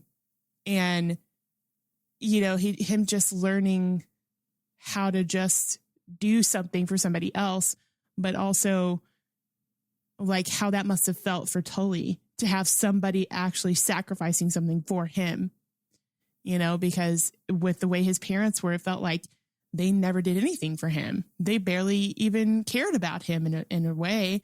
So that was probably the first big thing that anybody had done for Tully, where he felt like, wow, you must really care about me to sacrifice your entire, career and work and everything for me. And yeah, I don't know. It was an extreme thing that I didn't expect him to do, but you get with the progression of who his character is throughout the movie, why he would do that. And, yeah, it is one of those where there's not anything you would really want to change about this. Like, honestly, the only thing is I'd love just more of seeing the three of them hanging out together in Boston. Like, we get to see it, but even more of it, or like a montage of them just having fun and whatever. That's the only thing I could really want more of with this movie. Cause yeah, I agree. There's not really anything you should need to change about this movie. So it's, I don't know, but it still just kind of hits you. And I get what you mean too, Sterling, about like, it's maybe not a movie that specifically resonates with you, but for people that it does resonate with, you totally get why they would love this movie and love these characters. And that's kind of the genius of the movie in a way, because it's like, even for somebody who's like, I don't really relate to any of the characters, I appreciate the characters nonetheless. You know what I mean? Like, you understand why they're important characters. So I think that's really just a testament to how well the story was written and how well the characters were written. And yeah, I think I did wonder at some point if Tully's mom was going to end up showing up. And you know what I mean? Because there's always typically that kind of trope too, of like the distant parent that's like never around suddenly shows up out of nowhere and, becomes a problem or something like that. And they didn't do that either. This movie does not really do the trope thing. And I respect that, because it still made a very effective movie and shows that you don't need those tropes to do that, I don't know. I just really, and even the subtle moments too of like them all being at that holiday party that the other teacher threw, and Mary having that complete breakdown in the kitchen while she had some drinks, I think, right? I think that's why she was kind of in her emotions a little bit. But I really loved how that scene played out too, because it was this raw emotion, but it was also like everybody there that knew her and was around her didn't know what to do. Like, they were just like, they didn't try. That was another kind of realistic feeling thing of like, she's clearly going through something, but I don't really know what to say or do to help her, And I appreciated that, because they cared, and you could tell that they cared because they were there, they were next to her, they were watching her to make sure she was going to be okay, but they didn't necessarily do it's going to be okay, let me give an encouraging speech thing. It wasn't needed. You didn't need that here. So yeah, I just feel like that scene was kind of powerful in its own way as well. Yeah, I don't know. I feel like I do feel like the whatever teacher it was that Paul had a crush on. I mean, does she really not see the fact that he was into her? I don't know. I feel like when you're kind of having a connection like that, I feel like she should have known. You know what I mean? But maybe that's just me.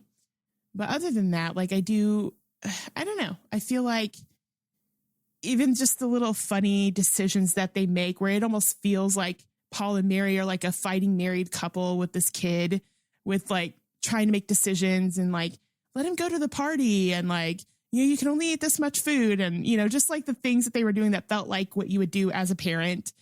And, let's decorate the tree, and let's, have meals together. And it was just really endearing to see that, because yeah, it's kind of like, again, everybody's kind of fulfilling the needs of each other. Mary was kind of getting to be that mom for somebody again. Paul got to have just anybody to care about, and Tully got to have parents that actually cared about what was going on with him. And I loved that, just that kind of threefold thing of character development, where their connections with each other is what made them all better in the end. So yeah, it's just kind of got these sneaky layers of greatness to it in a way, but it's subtle enough to where that's why it feels realistic, because you're like, you don't need some grand gestures and things like that, over the top things in this.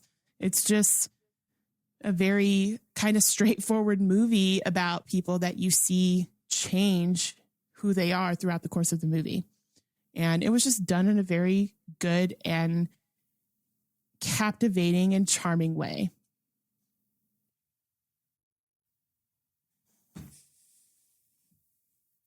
I really don't have that much more to say.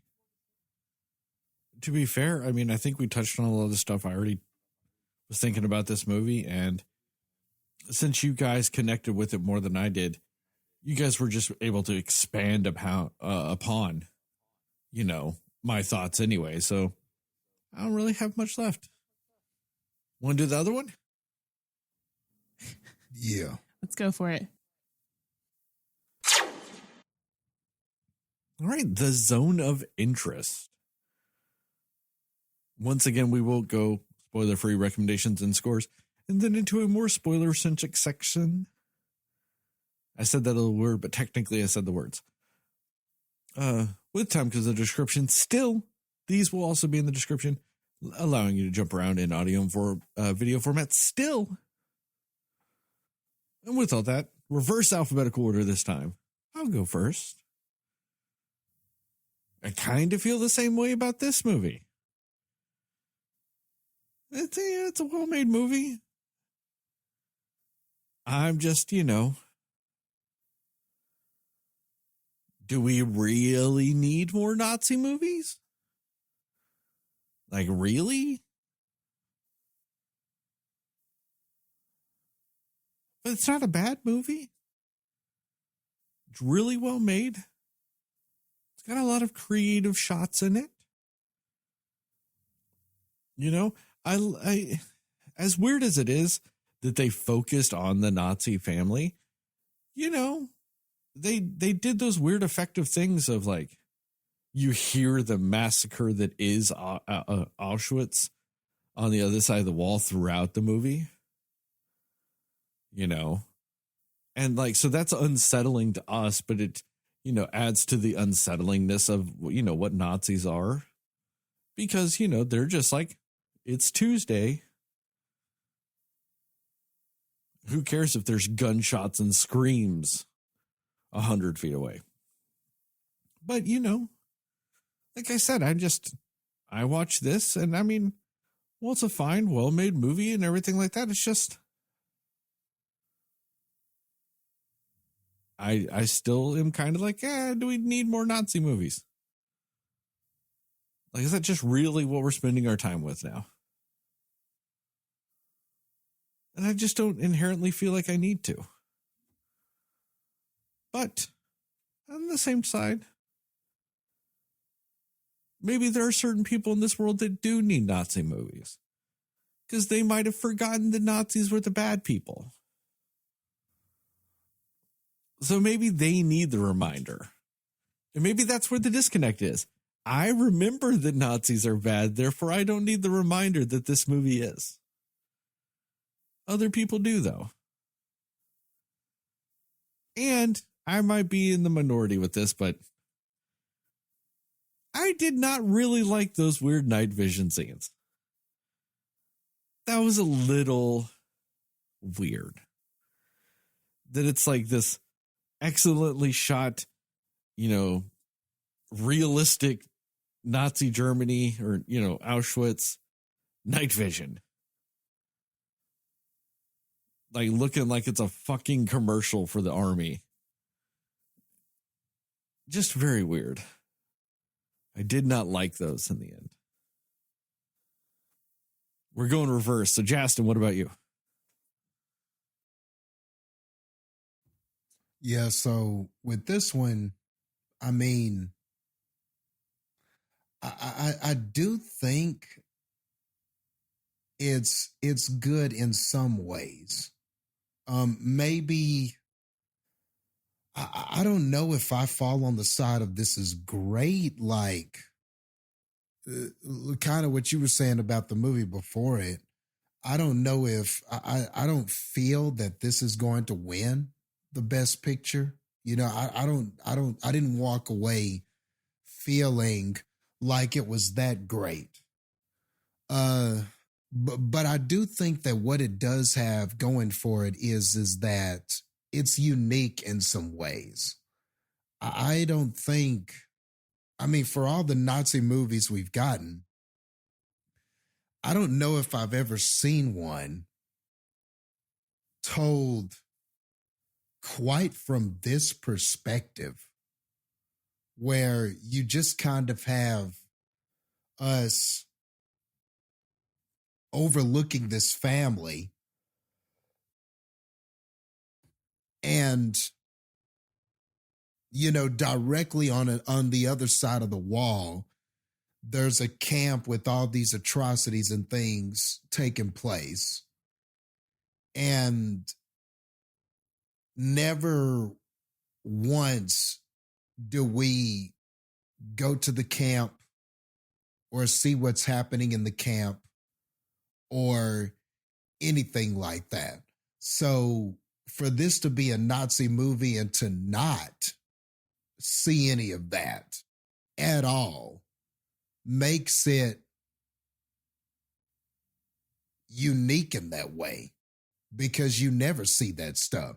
You get to hear a lot of it. You hear gunshots, you hear screams, you hear a lot of that stuff. And like Sterling said, it definitely adds to the unsettling nature of this.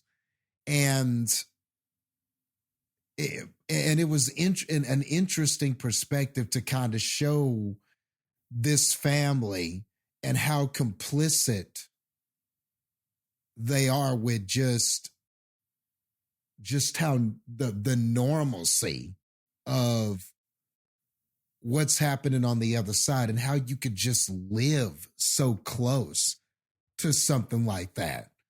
And I mean, and in some ways it is just hard to believe that that people could just live and just be basically a happy family and at the same time be so complicit and so bigoted when it comes to what was happening on the other side of the wall. So it definitely was interesting in that way. And I think that the uniqueness of this story is what the film has going for it.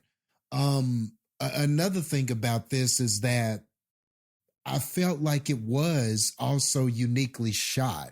So that's another thing that it has going for it.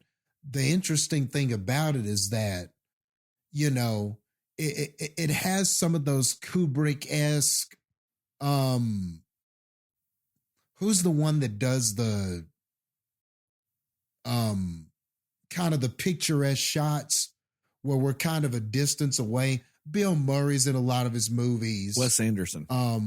Wes Anderson. Not as like aesthetically or artistically animated as Wes Anderson can be, but some of the picturesque shots where we're like some distance away from the character and kind of we're seeing everything kind of almost in this, that's the best word I can use, this picturesque sort of way. It kind of reminded me of those two directors. But what I did like about it is that visually it wasn't just, you know, we just have this because it's a cool angle. It almost felt like the camera was keeping its distance from these people.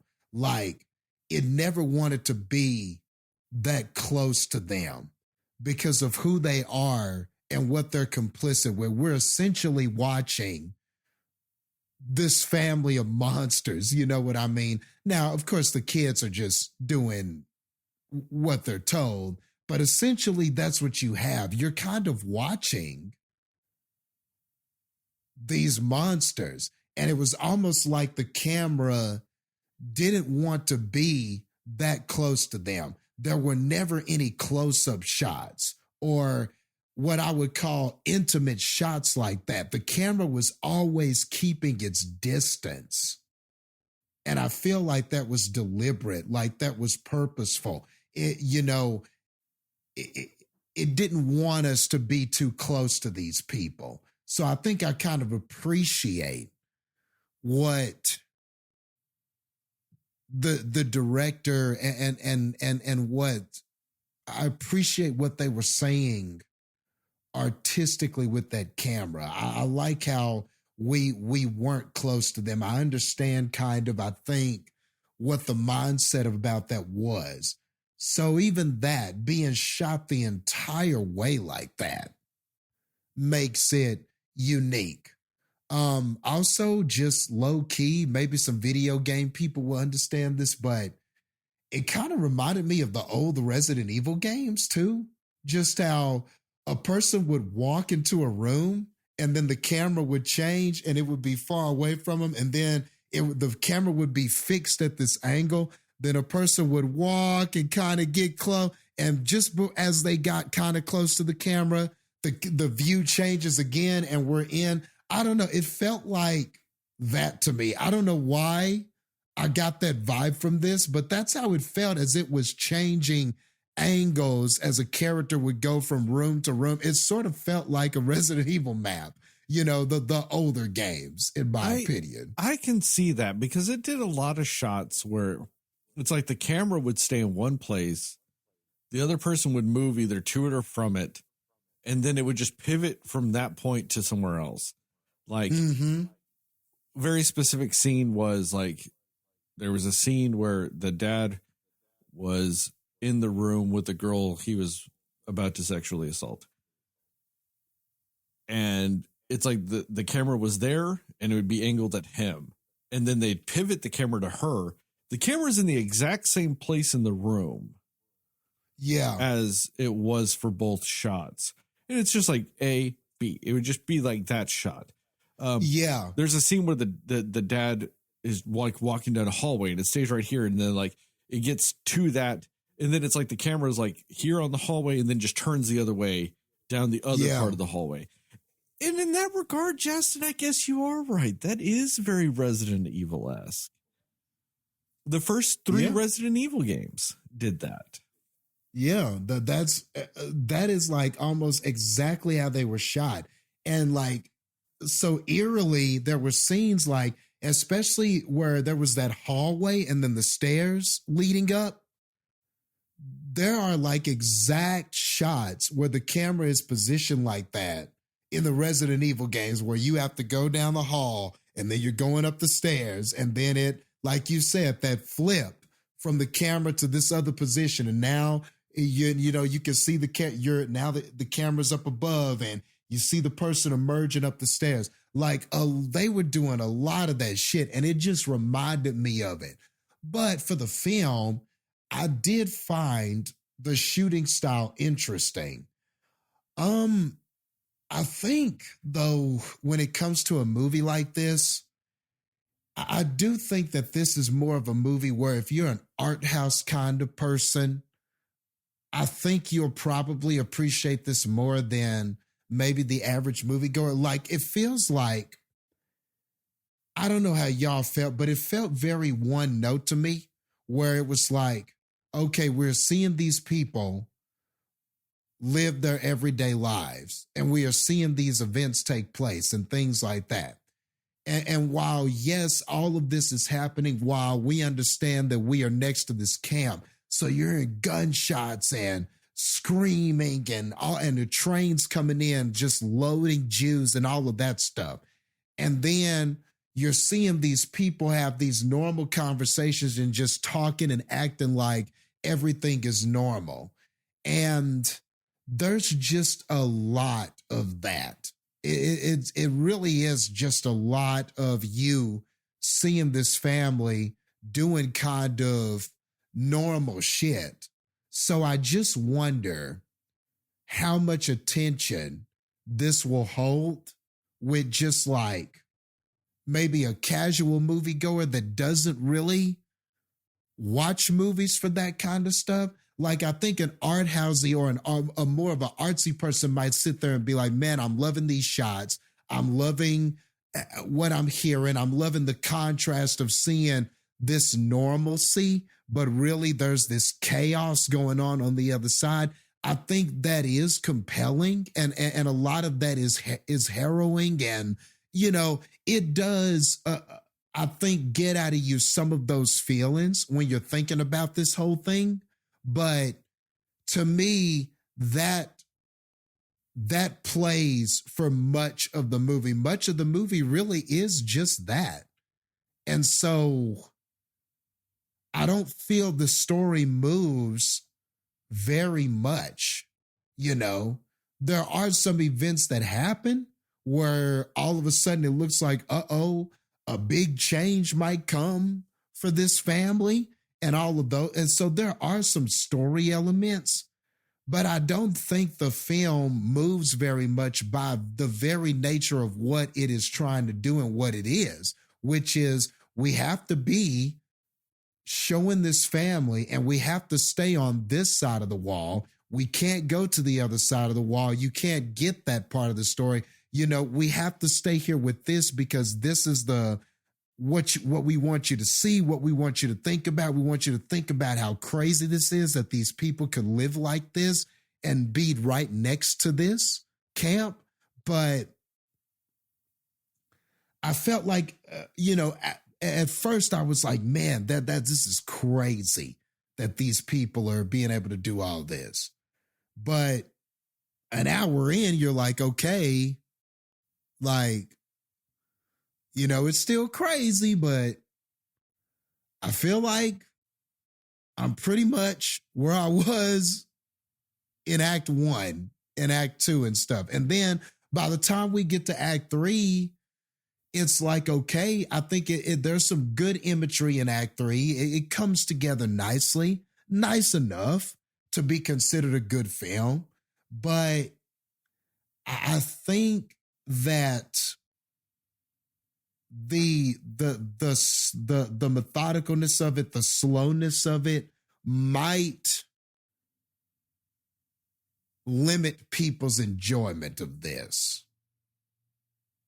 I think. And this is another one, kind of like the other movie. I don't know if there's necessarily something that I would have changed. I mean, I get what this movie is trying to do, but I think by the very nature of what it is, I just wonder if it would struggle to connect with a lot of people.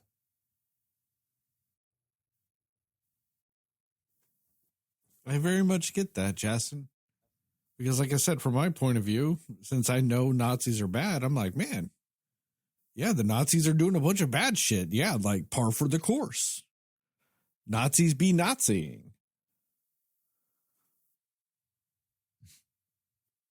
Heather, what about you?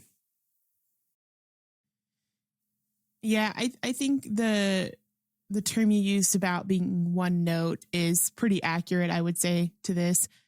I mean, there are some choices. There's a lot of creative choices that they make in this movie and just interesting like shots they do and stuff like that they were intriguing. Some of them I get, and some of them I feel like they looked really cool, but I don't know that I fully understand what the purpose for it was other than to just look really cool, you know?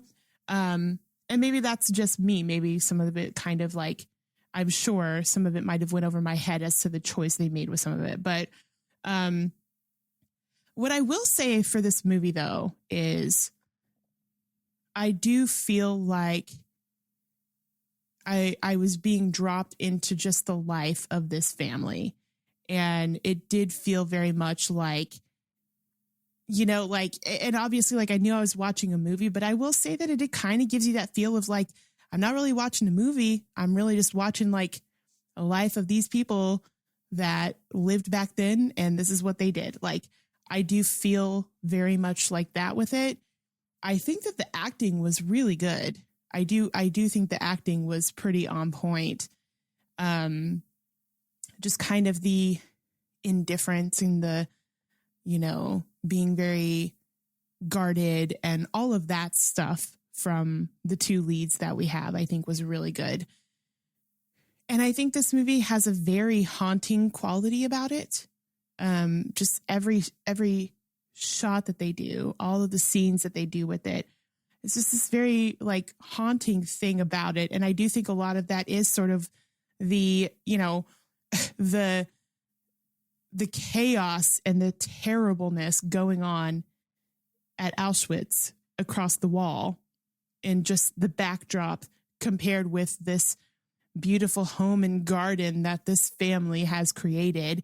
And it seems absolutely nuts to be doing that. But I also feel like I do appreciate what they were doing as far as showing the perspective of, you know, of the Nazis and just their complete indifference, their complete like lack of understanding of why what they were doing was wrong. And just this like, I guess, I mean, for lack of a better word, just their privilege of the things that they were concerned about on their side of the wall, and just the complete disregard and like everything about what was happening beyond just their world in that moment in their home.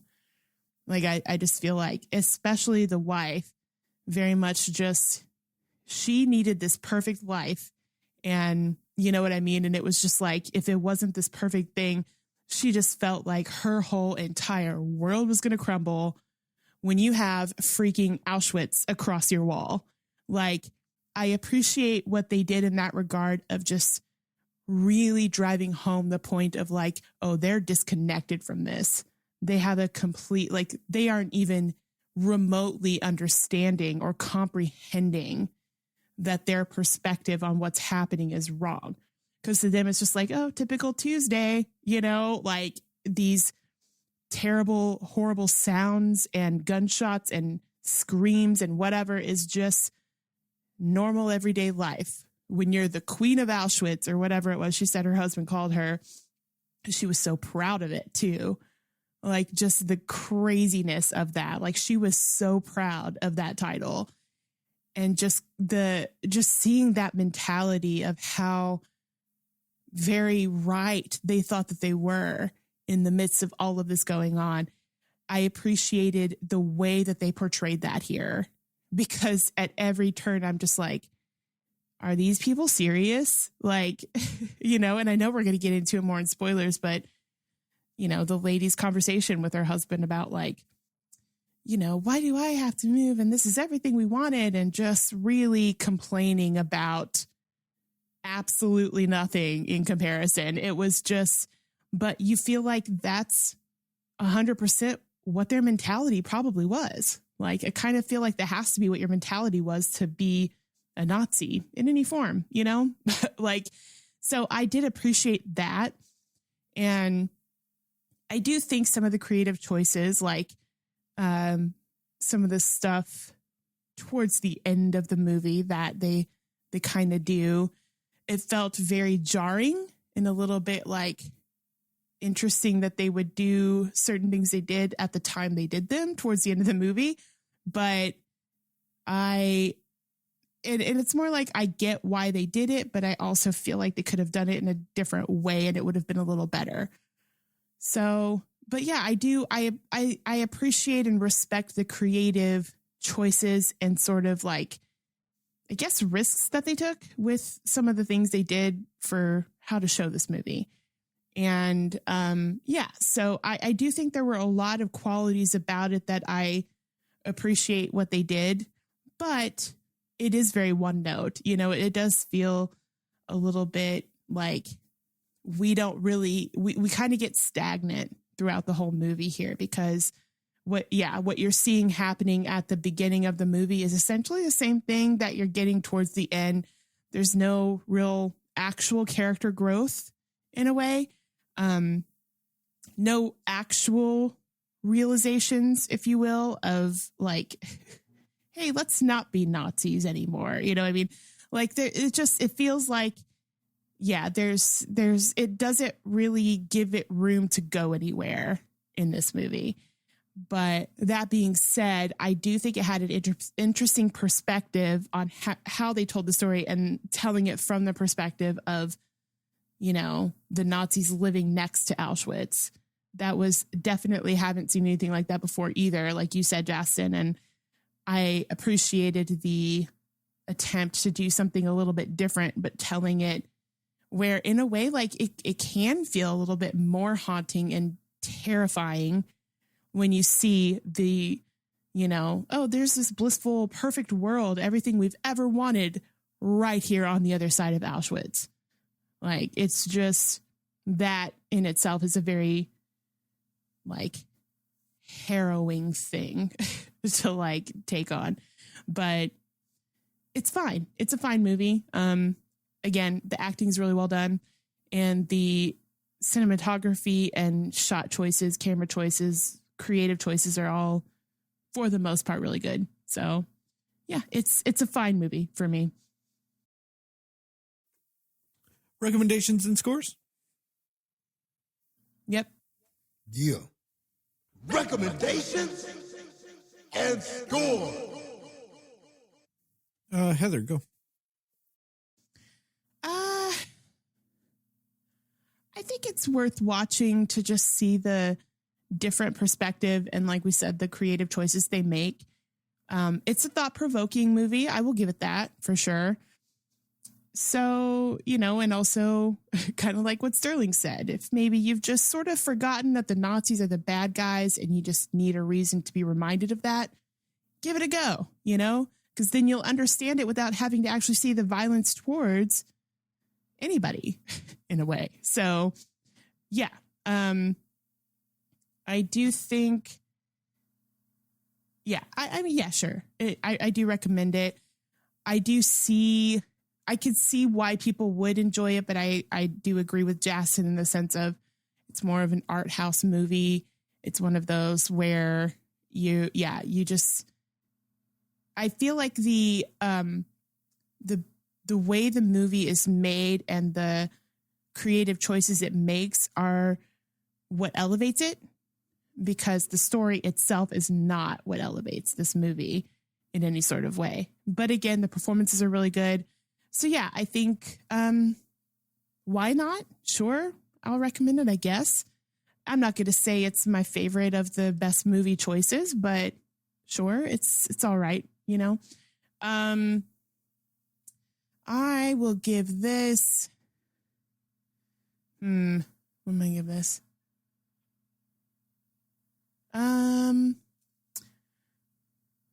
I'll give it a 72. 72. I don't know. 72 shots of a girl glowing and giving food out out of 100. Jastin, what about you?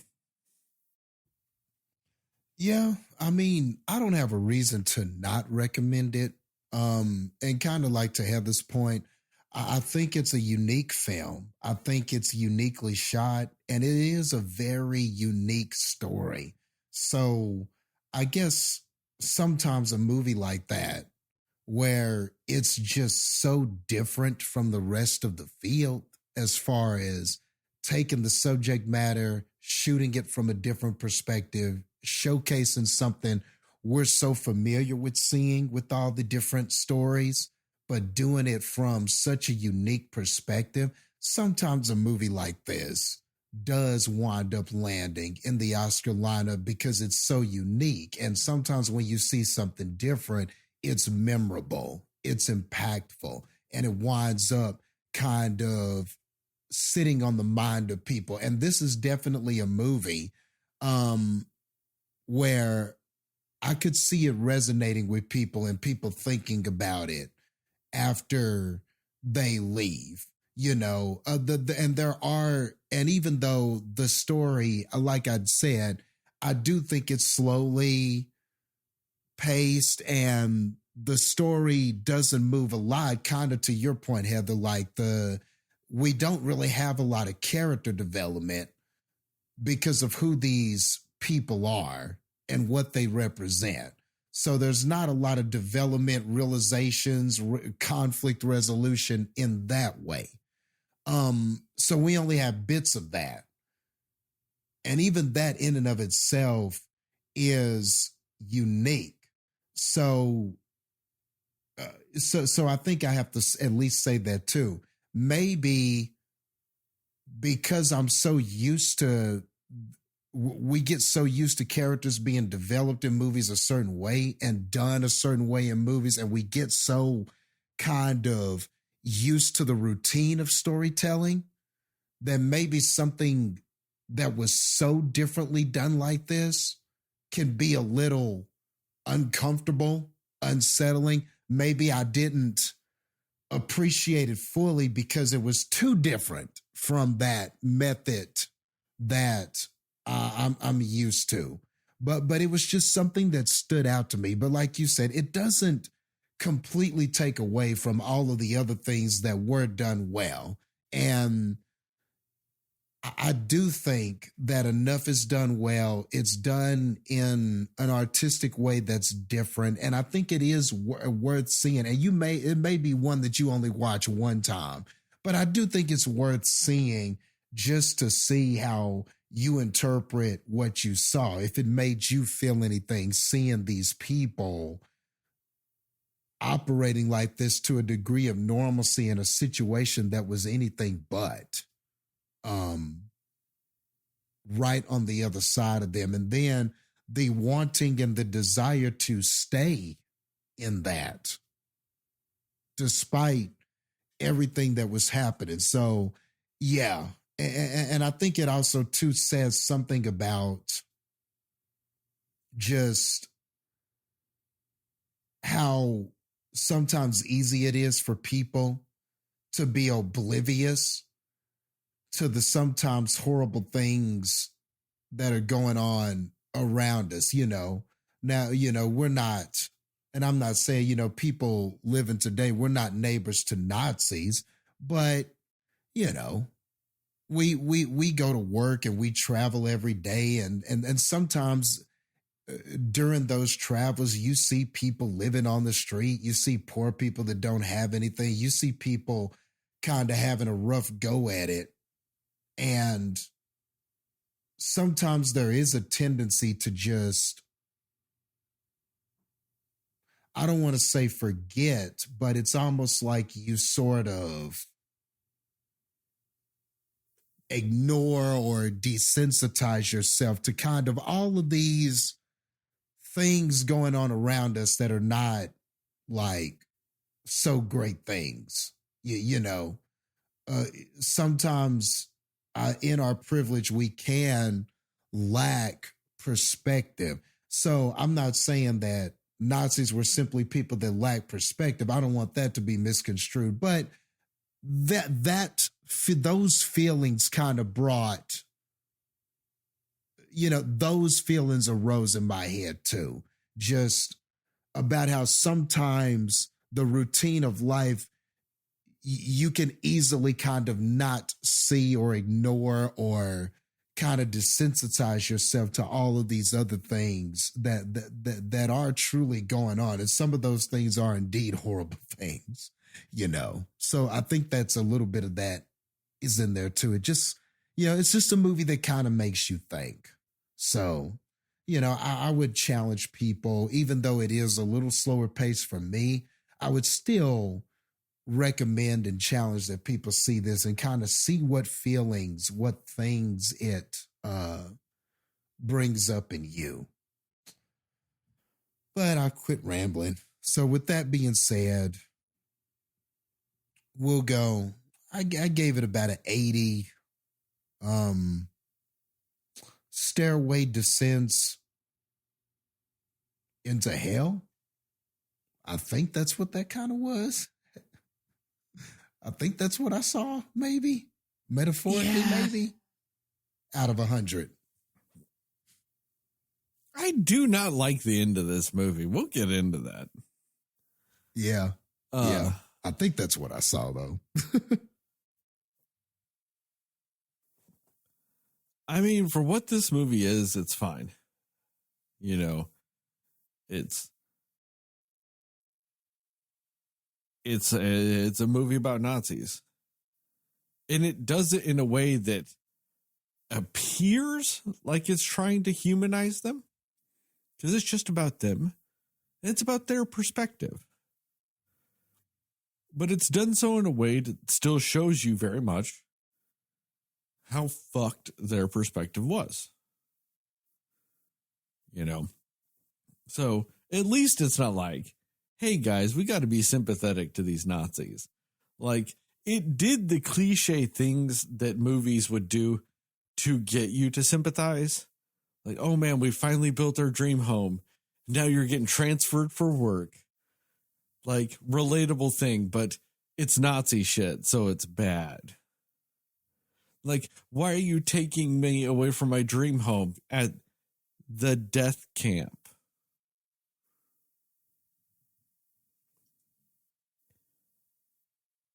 But I don't know, like I said, do we really live in a day and age where we need Nazi movies in any way, shape, or form? Because there are some Nazi sympathizers out there that might watch this movie and go, that shit seems tight. That sounds like a dream home. Just taking the wrong messages from the movie. Yes.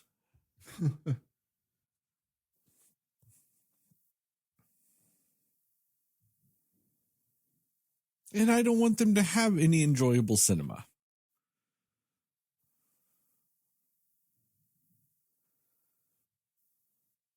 That's not a bad movie. It's well made. It's well shot. It's got some interesting elements to it. It's got the weird night vision shit. It's got the I have no fucking clue what the fuck this ending was.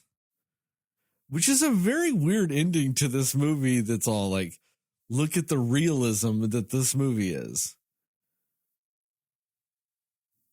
Just pure hyperbole, time travel, maybe nonsense at the end. I'm like, I don't know what the fuck you're trying to do there. Because like I just thought it did a time jump. Like, yep, Days was fucked up, and then went right back. I'm like, whoa. Yeah. Wait, we're back we gotta there talk now? about that. It was art, dog. It was that art housey stuff, man. That stuff you love, dog. It was arting. Just that it was arting on your ass. Jastin, you don't know what the fuck they did either. I don't want to hear that shit. No one does. That descent to hell? Question mark. I get it. There's a lot of things it could have been. I thought he Madam Webbed there and just saw the future. No, man, idiot. They forgot what movie this was for a minute. Honestly, it's what they showed us. He clairvoyance that shit, Jastin. He clairvoyanced it. We saw the future. He didn't. I don't know, Jastin. It looked like he saw the future, then looked at the camera. That's the thing. Yeah, sorry. We'll talk about it in a minute. But yes, that was my thing too.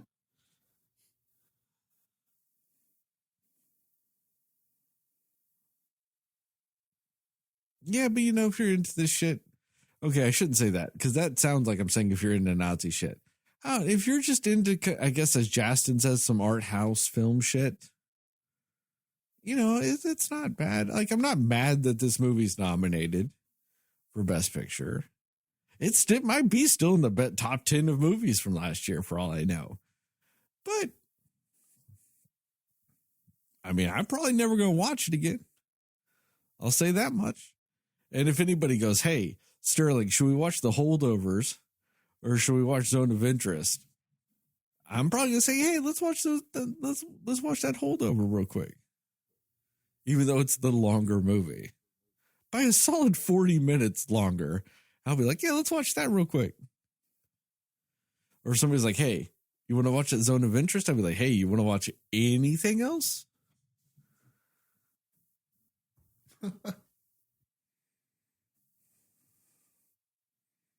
I'm saying all this. I own this movie. It's not bad. Oh, give it a 70.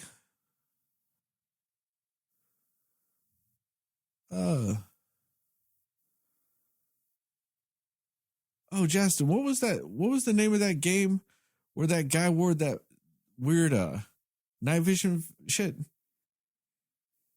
Splinter Cell? Yeah. I'll give it 70 splinter cells out of 100.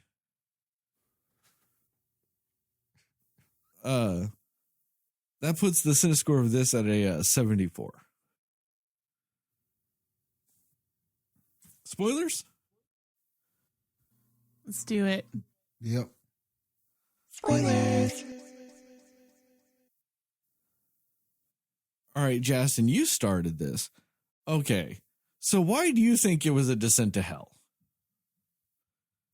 And not clairvoyance, not a Madam Web.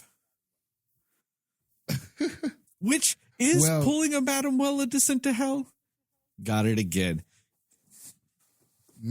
Yes, especially if you went to the movie and saw it.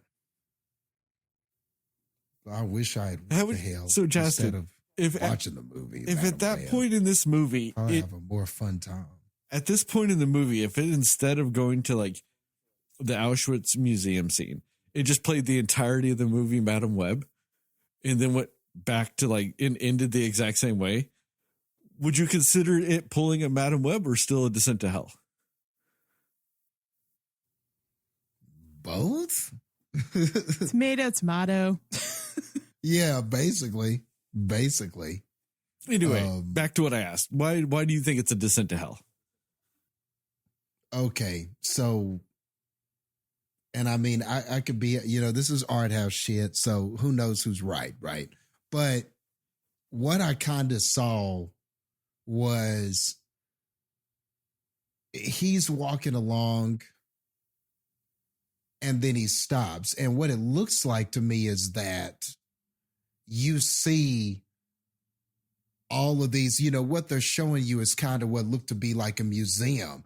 And all of those clothes, shoes, so obviously you're seeing all of these Jews that were killed. You're seeing all of these thousands of articles of clothing and shoes, all of this crazy stuff. So, and you're just seeing tons and tons of it just piled up in there. So what it looked like to me is showing like all of the victims that this person is complicit in and responsible for. It's showing all of these bodies that are going to be hauled because before that scene, right, wasn't he discussing and talking about that they had approved this plan to kill like 700,000 of them and 20 to 30,000 are going to be hauled over on trains and we're going to do. So, he was somebody promoted because of his effectiveness and efficiency in making sure these Jews were exterminated. So it felt like to me kind of a subtle way of showing you the aftermath of his of the atrocities that he was complicit in being a part of. So that's what that felt like to me. That stop and that freeze and that go. I don't believe the character saw that. I believe that was us seeing more of what he was going to cause. And I felt like that him going down the stairs, I feel like him going down the stairs was deliberate. Like what I interpreted that as, like I called it a descent to hell, but that's what it seemed like to me. Him just going down deeper into the darkness until we don't hear the footsteps anymore. It just felt like symbolically the quote unquote some of the darkest people and ideologies we've ever known, and him going down to kind of that place where essentially he belongs, you know? And so I just kind of felt like it was that. Like in the future, we're going to be showing all of these victims and you're going to be seeing them as victims. And I think at one point it showed a hallway in that museum and you could see pictures of all these people that had died were posted up. So it felt like showing us a future of how these people will be remembered and how these people will be seen as just some of the darkest, most horrible, most cruel people that we've ever known. And I think that the descent, him walking down into the darkness, was sort of a visual representation of that. So that's what I got out of it, you know. See, to me, it looked like he was walking down and got sick, walked a little further, got sick, walked a little further, saw the future, went back to him, stared at the camera, realized he was in a movie, and was like, well, I guess I can't change my destiny now. Let me go fulfill it, and walked on.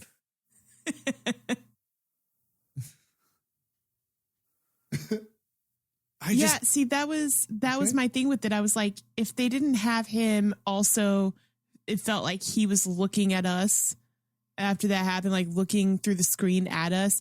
That's the part that confused me about it.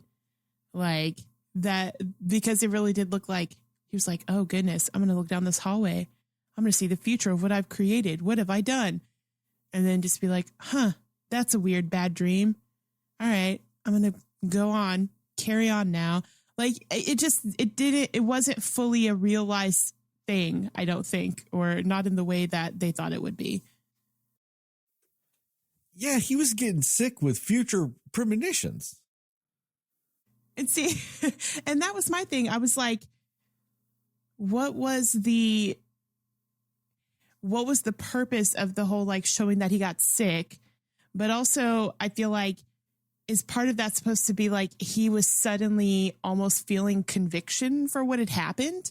Because then that defeats the whole entire purpose of anything else in the movie, but also doesn't mean anything anyway, because we know what happens. Like, you know what I mean? I don't know. Well, also, I hope he wasn't getting sick with conviction, because no, don't give me, like, don't quote me. I don't necessarily remember all, the Nazi history, but I think the guy just went and then started doing a bunch of bad shit. Started doing that whole Final Solution shit. So I hope they weren't trying to do it to him sick with conviction, because then that's sympathizing a monster. Yeah, but I'm just like, I don't know what the point was of at that moment showing him getting sick. Exactly. That's what I just don't understand. The whole, like, final, 4.5 minutes just betrays the whole movie in a way. Like, and I don't necessarily mean that it's so out of place. Like, yeah, it shows the atrocities of what the Nazis did. Fine. Like, you can show that all day, but just betrays it in a weird, like, tonality. Like, it's just a vastly different tone in such a way that it just feels jarring, but not that jarring kind of way of, like,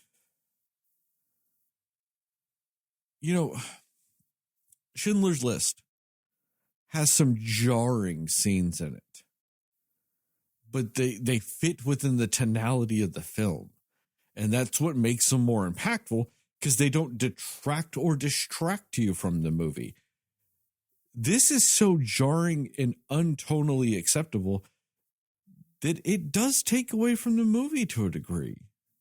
It takes you out of it a little bit, even though thematically it's on the same, it's all about the same shit. It just doesn't feel like it belongs. Yeah. And happens in such a way that you don't connect it or expect it, or just, you know what I mean? It doesn't flow. It's just like, hey guys, 1944, 2022. 1944 again. Yeah. End. I mean, I think it almost would have been better to just not go back to him at the very end and just keep it as a flash forward. Like, that might have played better. But also just like, I don't know, there were so many like thoughts in my head about like what that could have meant. Was it also insinuating that in the future we're going to turn this terrible house of evil things that you plotted for these people into a museum to honor them instead, and like that's actually the end result of like all the terrible evil you planned, you know? Like, I don't know if that's what they were going for, you know, but it did feel, and that's what I mean about like they made some creative choices that I'm like, I don't necessarily think it fit where they did it, but I'm not mad necessarily that they showed that. I just think that they could have executed it in a different way. I don't know. That's just my thoughts. Sorry. Go ahead, Sterling. No, I mean, that really is it though. Like, I'm not mad that they showed the aftermath of what happened, because that's fair. Like, that's something that should be talked about. That's something that should be, remembered. That is, that is the main takeaway to be taken away from all this, that like the steps that lead towards mass genocide and holocausts and all of those things. It wasn't just what Germany did. It's the appeasement and, looking the other way that the rest of the world did that allowed so much of that shit to happen. So like there is always a place for that type of stuff to make sure that people know that like, hey, genocides can happen. Like there is a toll it takes. There is an importance to know why we should always stand against that. So I'm not mad that they showed, the aftermath of Auschwitz from a current perspective. It's a time jump to jump back, which to me becomes more distracting than it becomes emotionally poignant or educational. So I just don't know what they were trying to achieve or what they thought they achieved. I just don't see in any realm how they did achieve what they thought or were trying to do. Like maybe it's one of those ideas that it's in your head. So when you watch it, you're like, oh yeah, perfect. Nailed exactly what I was thinking. No one else understands what you're doing because they're not you. It just feels like something like that. Outside of that, one really good scene I liked is when the one brother locked away his other brother in the greenhouse and was like torturing him. And I know it's like weird that I'm like, oh, that child torture scene was really effective. But it's because it shows what happens when you dehumanize one group of people, but going, our group of people is fine. You're teaching children to dehumanize. They might not be as discriminatory with what they dehumanize as you would like to think they would, because, you're doing that with adult brain. Kid brain doesn't work like that. Kid dehumanization will apply to anything they want it to. So, yeah, then you end up getting a scene of a older brother dehumanizing his younger brother because he is just being taught dehumanization is fine. I'll apply it however the fuck I want. Because that's the thing. Two kids, you dehumanizing one group of people, you might think you have all the rationale in the world. They won't see that. They will just see you dehumanizing. And they'll think it's just because you want to. You don't like that person, so you dehumanize them. they will do it indiscriminately. And I like the fact that they kind of showed that. They hinted at that. You know, I think that, like, that's a very effective scene with what, like, showing the real toll that it takes on just not the adults that knew exactly what was going on. The adults knew a Holocaust is happening on the other side of the wall. The kids don't really understand that. You know, there's some of those kids that are young enough to where that might have just been their whole life. Was that shit happening? It takes a different kind of toll on them. And I do like the fact that they showed that it becomes a generational thing just from those types of things.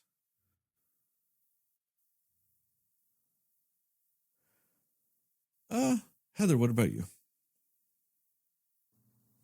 Yeah.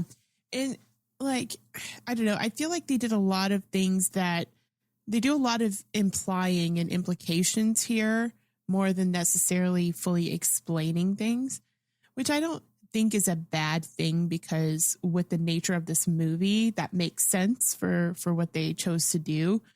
But just some things that I kind of wish were a little bit more, like, I mean, again, like the whole thing with like the night vision stuff. I'm still trying to wrap my mind around like what they were trying to say with that scene. I think it looked really cool and it was haunting, especially with like the music they were playing in the back, like all that stuff. Like it was really intriguing to watch anytime that happened. But I just am still not completely sure what that was supposed to mean. Do either of you have any thoughts on what that might mean? Maybe I'm like just missing something that is easy. I don't know.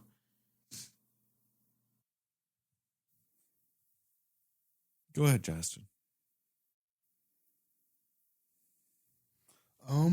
Well,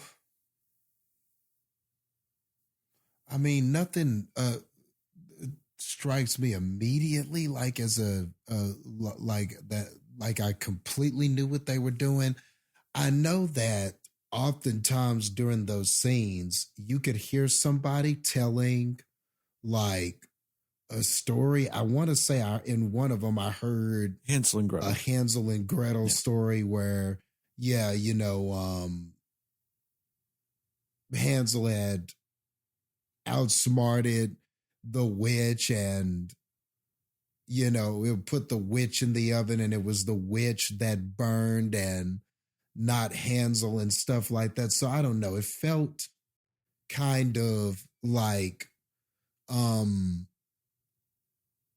maybe it was just kind of like I said, just an art house movie, just kind of an artsy way of maybe kind of explaining, like,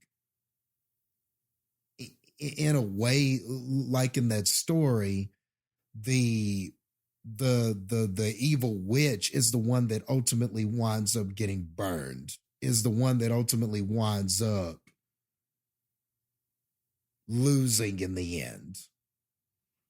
And so maybe in a way, it was kind of a harbinger of what is the eventual destiny of these Nazis, like everything, because in the end, the thing that they thought they were doing, this great nation they were trying to create, this great dream of this perfection that they had as these Nazis and everything, ultimately that didn't quite work out. And, now we look back on this and it's definitely not what they envisioned. And now they are just seen as these monsters and these villains. And, we sort of try to hold in high regard the victims and the people who went through that. So I feel like it was just a subtle way of maybe foreshadowing some of that. And I don't know. And I feel like, surely I'm close, because that sort of mirrors what we got at the end. So I think some of it is that. I think it was just foreshadowing. Now, as far as at face value, what was she doing? What was she doing? Like, when she's going around putting the apples and stuff like that, is that for... Was she doing that? Was she putting those out for people like the kids and people like that who were going to be coming out? I could explain a lot more of that. She was hiding food all over the camp that essentially that Jewish people would find while they're working. That they would find and eat. Okay, that's just what to I give figured. them food, Okay. to give them something. Now, I think symbolically speaking, I think the Hansel and Gretel allegory kind of applies there. That's her way of putting out breadcrumbs for her humanity. Because she was the daughter of the guy, like of the family. She was one of the daughters. So that was like her leaving breadcrumbs back to humanity. You know, because that's why you're reading the Hansel and Gretel thing. Is those are the breadcrumbs. Those are the last vestiges of all that. I think the night vision aspect of it is also meant to be a symbolic thing. Of it's showing, it's the cover of darkness. It's this and that. But it's also a visual representation of she was like kind of a one shining light in the sea of darkness. She glows white. Yeah. You know? So I think... Just like the food does too. Yeah, exactly. It's the little beacons of hope, that shining light in a sea of darkness that... You know, while what she was doing was a small thing in the end, you know, she might have only saved a handful of people's lives with the amount of food they could give and all these other things. And she actually got somebody killed. You hear, there's one scene where you hear them like there's something's happening, but you hear in the background, they're fighting over an apple. And her dad, the commandant, is like, well, just drown the guy in the river. They got the apple from her. Hiding apples, you know, so, you know, she got somebody killed, but, you know, she was still doing the right thing. Yeah, she got somebody killed, but it wasn't because she was being an asshole. She was trying to help the best way a kid could, because it's not like she had any real power to do anything, to change anything. You know, she was doing the one thing she could do. So, like, by damn, she was going to fucking do it, you know?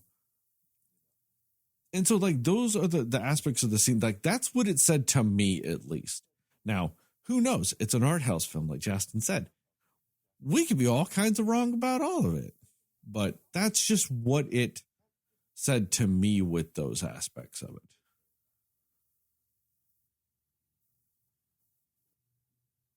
it. Okay. No, that's fair.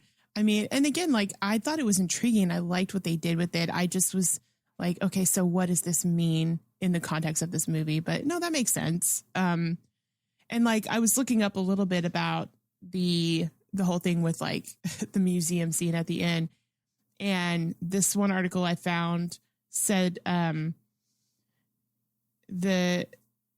it's supposed to hold a space as an emblem of the Nazi Party's failure to eradicate the Jewish people from human history. Which is, I mean, I guess that's fair, but so the ending of the movie was to show like, oh, we got this plan and I'm so excited to do it. And it was just like the movie also going, but you failed. Yeah, that's what this article is saying. I don't know if how true it is, but I kind of get it because it's just trying to be like, you know, like you had all these plans and you thought this was going to work out exactly how you wanted. And look how much we are honoring the Jewish people now, you know, but I feel like it could have been a little bit more clear what they meant by that, especially because I still just think that they shouldn't have done the whole thing where it appeared, like you said, like Rudolph was like a clairvoyant or something. Like that was just a weird, like, interesting. This is an interesting flash that I just saw of something. That part that was a little bit like off-putting about that scene, but I don't know. I just feel like, and again, too, like something else I was just reading too was saying maybe like him being sick is because he actually was next to Auschwitz for so long that, you know, he got sick from some of the stuff, you know, which kind of, I guess, a little bit tracks too, because the older lady, who was she again? Was she the mom, right? She was the wife's mom. Yeah, yeah. I mean, she was coughing as soon as she got there. Did she just fuck off?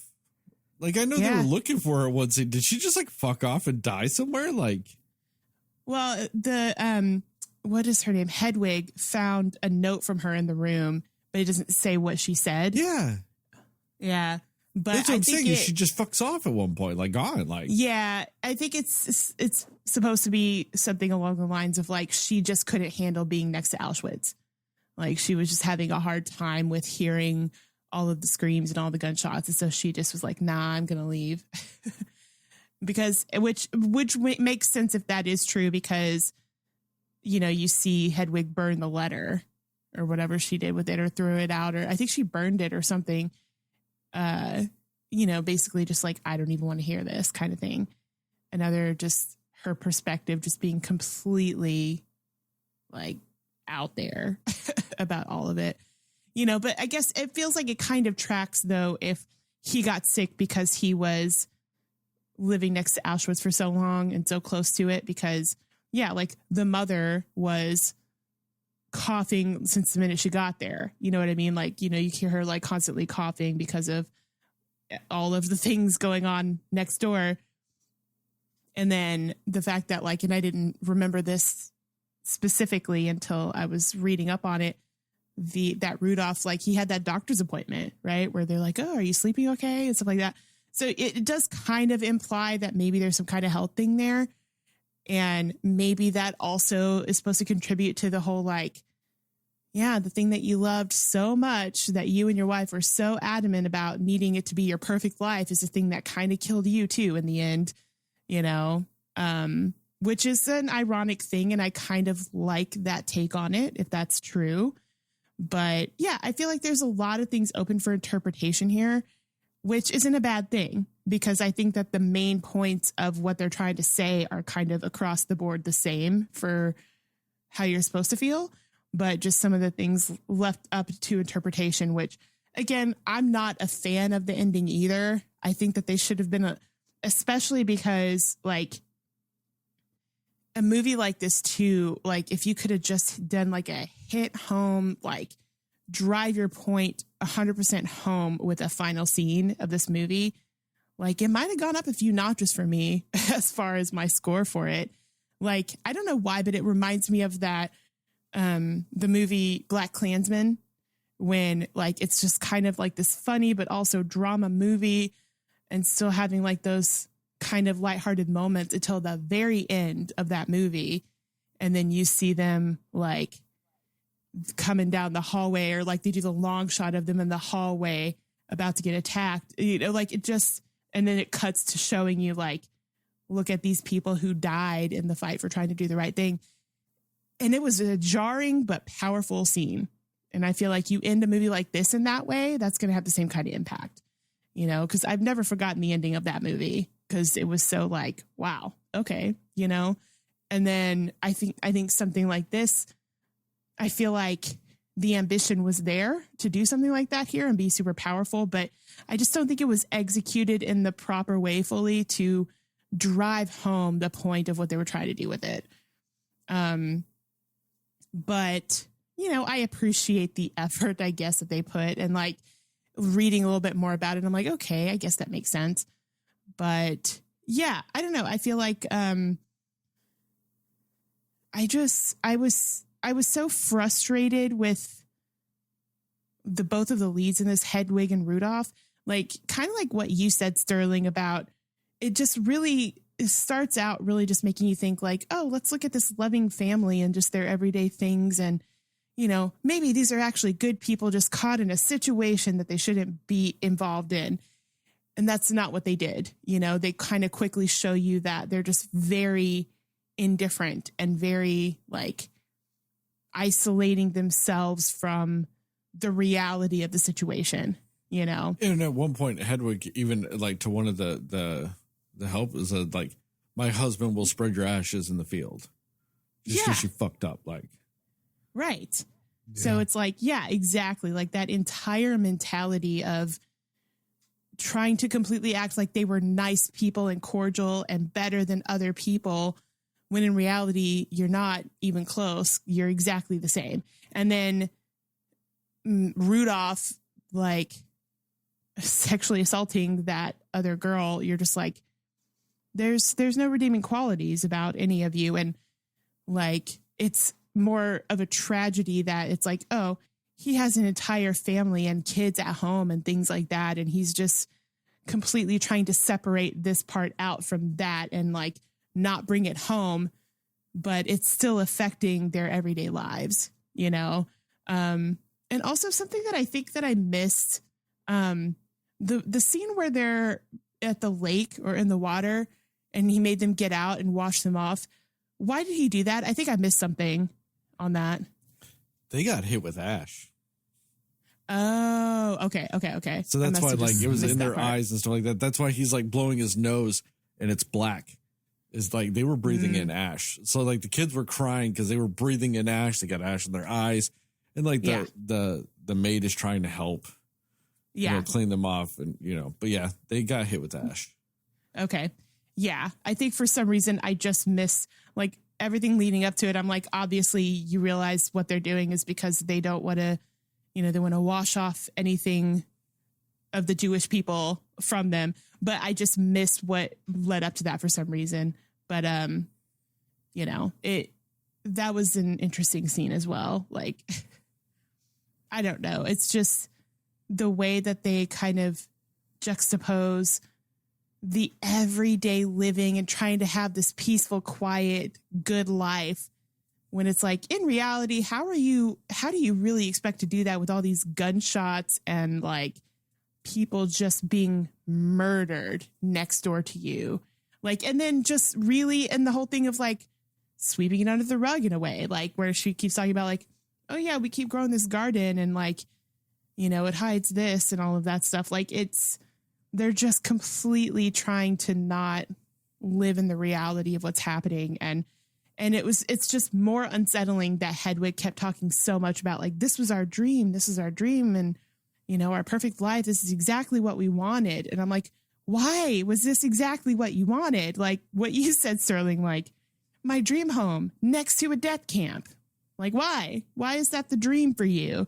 And just the absolute, like, I don't know, like I said, privilege and self-righteousness and like, I don't know, of her just being like, why would you do this to us? And whatever about like he has to move or whatever, they have to move. And how can you do this and take our dream away? And just so out of touch at all with like what real problems are.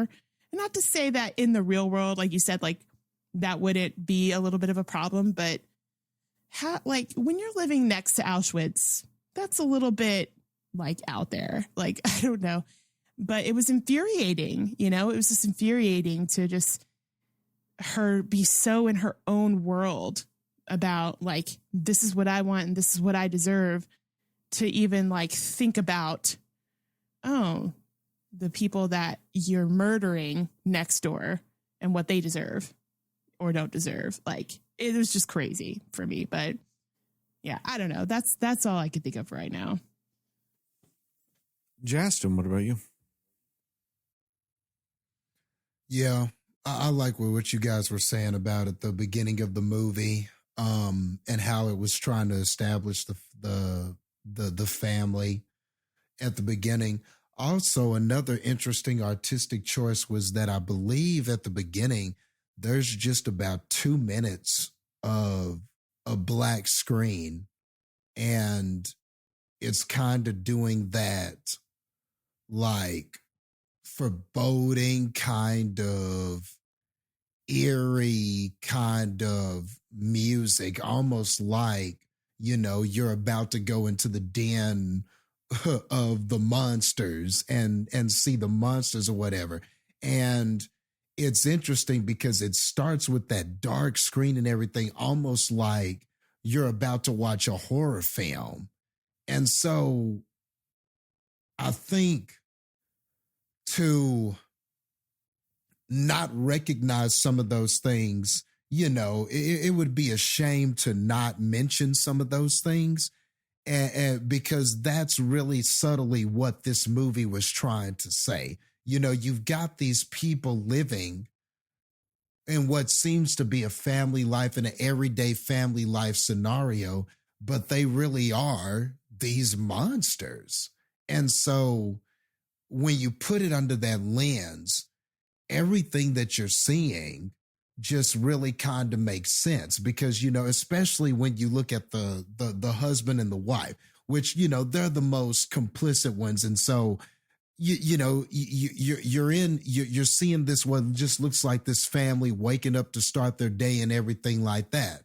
But I like how there was that scene in the house where he's talking to some of the other Nazi generals and they're discussing to how to better and more efficiently burn and incinerate people in such an effective way that they could have this system and this ring so that they can effectively burn people. And they're just all sitting over coffee and tea, talking about killing people, So even that was just a disturbing scene to just see how just so calmly and so casually and so meticulously that these people thought about genocide and extermination and killing, and just how easy that was for all of them to accept that that was their job and that's what they're doing. And yeah, we're going to go to this guy's house and do this. So all of that was just really kind of scary stuff to see. And yeah, Sterling, you brought up the scene about the children and the impact it was having on them. So I like that, that was another solid scene too. And then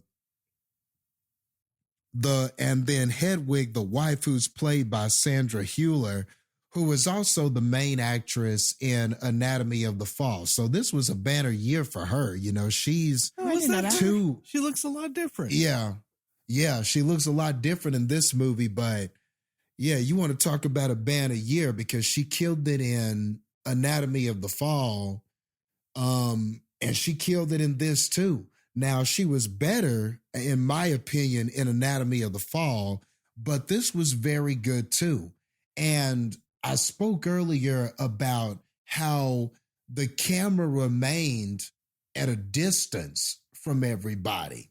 So the challenge of having to be able to act and convey all of these emotions effectively, but never really get any of those close-ups or those intimate shots or anything like that, that can be a challenge too. I imagine that was challenging for these actors and stuff. And maybe you're thinking, oh, well, they're just acting. It doesn't matter what the camera's doing.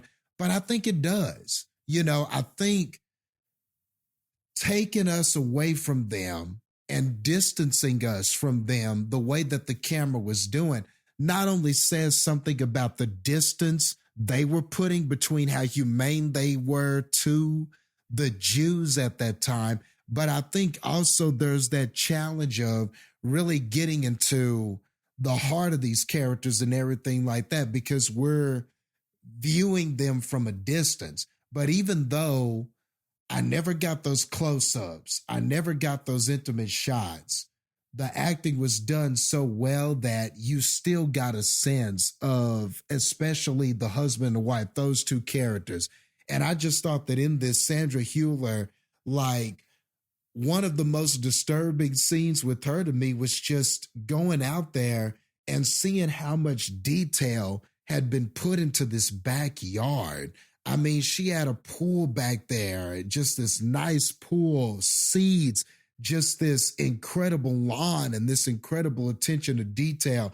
And I mean, she's out there just sitting there enjoying whatever she was doing, a cigarette, coffee, whatever.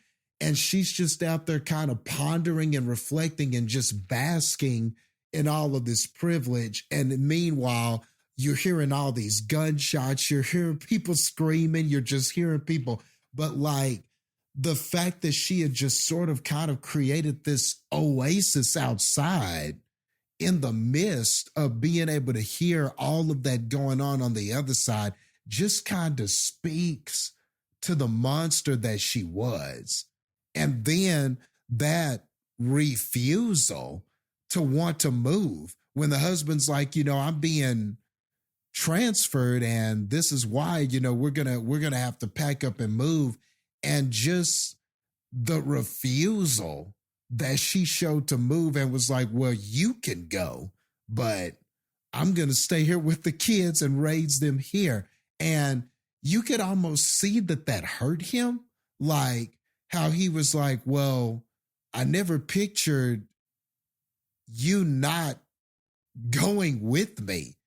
And her being like, hell no, I ain't going. Like, it's almost like she loved the here. life more than she loved him, Yeah.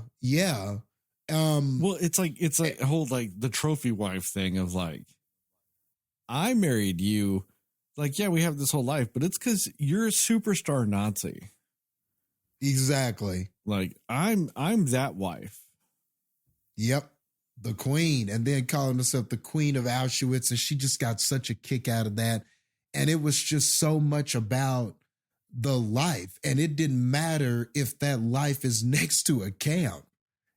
She has her dream. She has her dream. No, regardless of who it's next to, I ain't got to worry about them because I'm the queen of Auschwitz. So that character was definitely a monster. And yeah, that threat that she made to the maid about, my husband can pour your ashes. I mean, that even more so just kind of showed what kind of monster she was. So she was bad. And then, you got him, this general. And I agree, Heather. I saw it looked like he had some health issues, but at the same time, he's taking one of those young children and sexually assaulting them and doing that in private and then cleaning himself off. And, this guy was just doing a whole lot, and just was a real villain, but at the same time being celebrated and promoted and all of that kind of stuff. So I just really like how they showed sort of the ins and outs of him. And even though we never got to go to a camp, we never got to see him shoot anyone or kill anyone or torture anyone or anything like that, there was no doubt that you could tell he was capable of all of that. And we did get to hear it. True. Because like I said, you got to hear him saying, go drown that man in the river for like fighting over an apple. Like, and then like somebody doing something and he's like, shoot somebody. And like, you get to hear him doing those commands in the background though, at least. That's true. That's true. And then it just felt like all of these, and then the way he would run down the statistics and the numbers of the people that they killed and how they could effectively exterminate all these Jews, they were just numbers to him. They were just statistics to him. It just felt like to him, all of it was just a means to an end and to accomplish this ultimate plan. And he never really saw them as people. They were just numbers. And how can I effectively get these numbers to where they need to be so that I can be commended by my Führers and by Adolf Hitler? So I think at the end, which is why I don't have so much of a problem with it. And after hearing you say that explanation, it makes me feel like, okay, so I was in the ballpark of what it was trying to say. Like, to this guy who all these killings that were just numbers to him and statistics, and we're just going to kill thousands of them and everything like that. And he was so proud of his status and how revered he was and everything like that. I like that at the end, it had this way of showing that the shoe is going to wind up being on the other foot. You know, he ultimately, you know, as history writes it, he's ultimately the witch that's going into the oven. You know, they are the ones that are revered as these villains, and it's the victims and the Jews and those people that are going to be in the museum and to be remembered. And even though they didn't get to live, history will look on that whole thing differently than what it was looking at, what those Nazis were looking at the time.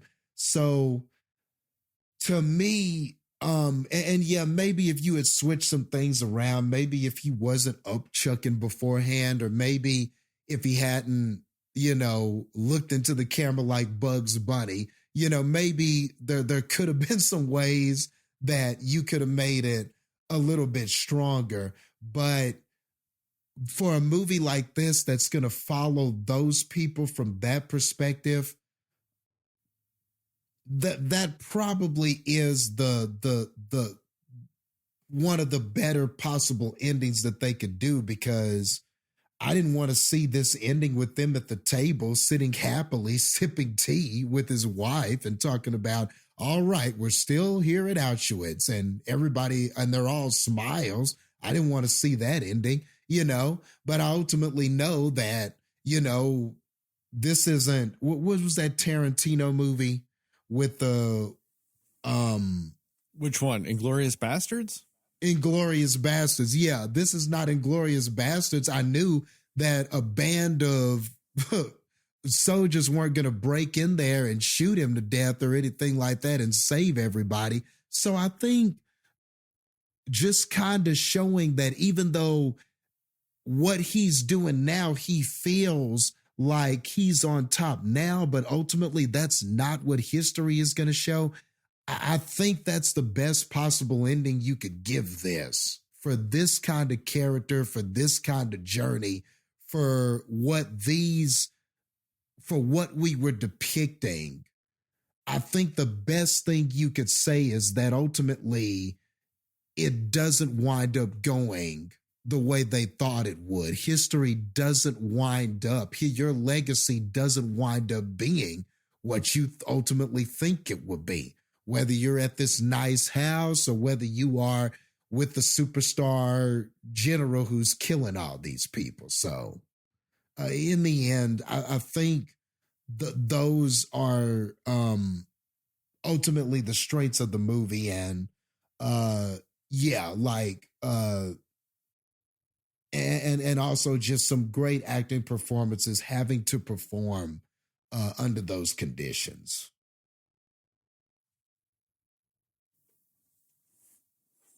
That's fair. You know, I mean, the thing is, though, is at least in this movie, that is kind of what happens when the other soldiers show up at Auschwitz. Like, that does happen, you know. Yeah. So it's not completely out of left field if the soldiers show up and rescue people, because, you know, happened. But, you know, you're right. It does eventually. So, yeah, I guess, that's fair to say. But I get what you're saying, because then otherwise you end the movie on the, well, they still think everything's good phase. Like, you know, like that might be a worse way to end the movie. Yeah. Is it going to end like The Simpsons usually starts, where everybody just runs to the couch and, you know, we're sitting together as a family? Like, what could we have done other than just say, yeah, you on top now, but this shit don't really work out for you when it comes to history in the end. So I don't know. I could still want them to show it better, though.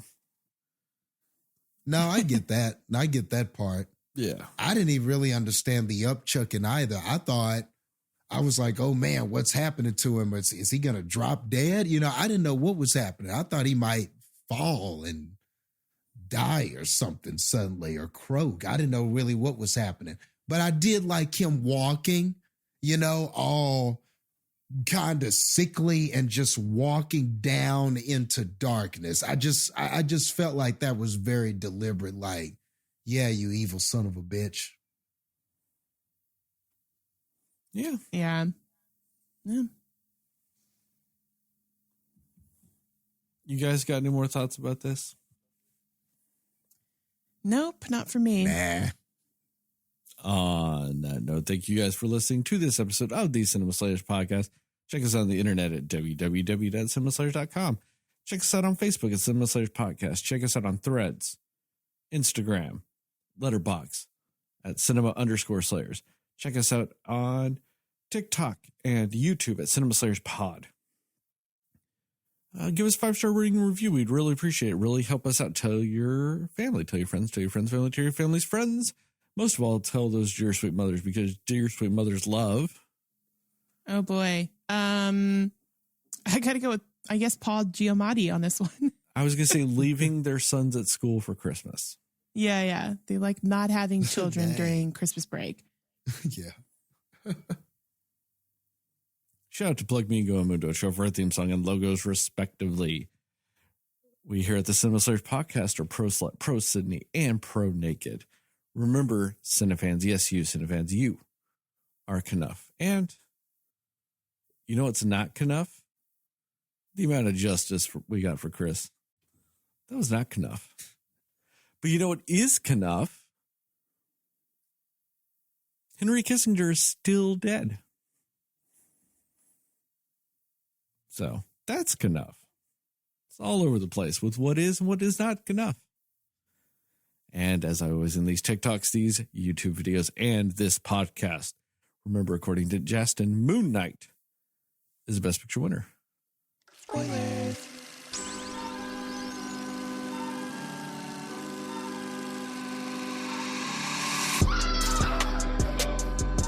We doing another movie? Spoiler, there's a third movie. Yes. See, that's the one button that sticks when it's cold. And if you hit any of the buttons, that one triggers. That's the issue. I'm going to hit a button. Let me see. I'm going to hit a button that doesn't even have anything programmed on it. Oh, that did not go off. Good. I don't know. It just drives me nuts. That's why it's so hit or miss. That's why I typically kill it in between when we're not using sound effects, just in case it will go off randomly. But then I'll go and hit the button and everything's turned off. And I'm like, why isn't it working? Oh, the volume's turned down. So, bunch of funness.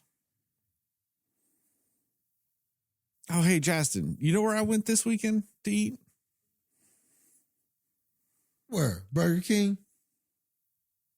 No, I just wanted to act like I did just to get your hopes up for no reason whatsoever. Come on, man. You'd be better going there than Morning McDonough. Hey, Jastin, did you go to Burger King this weekend? Yeah, shut up. I drove by. Just shut up then. I passed it on the way to Cane's. And I passed it going anywhere else.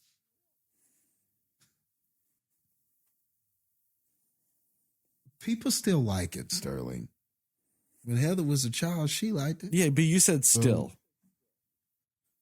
So you said people still like it. And then you named somebody 20 years ago. No. That girl is still real.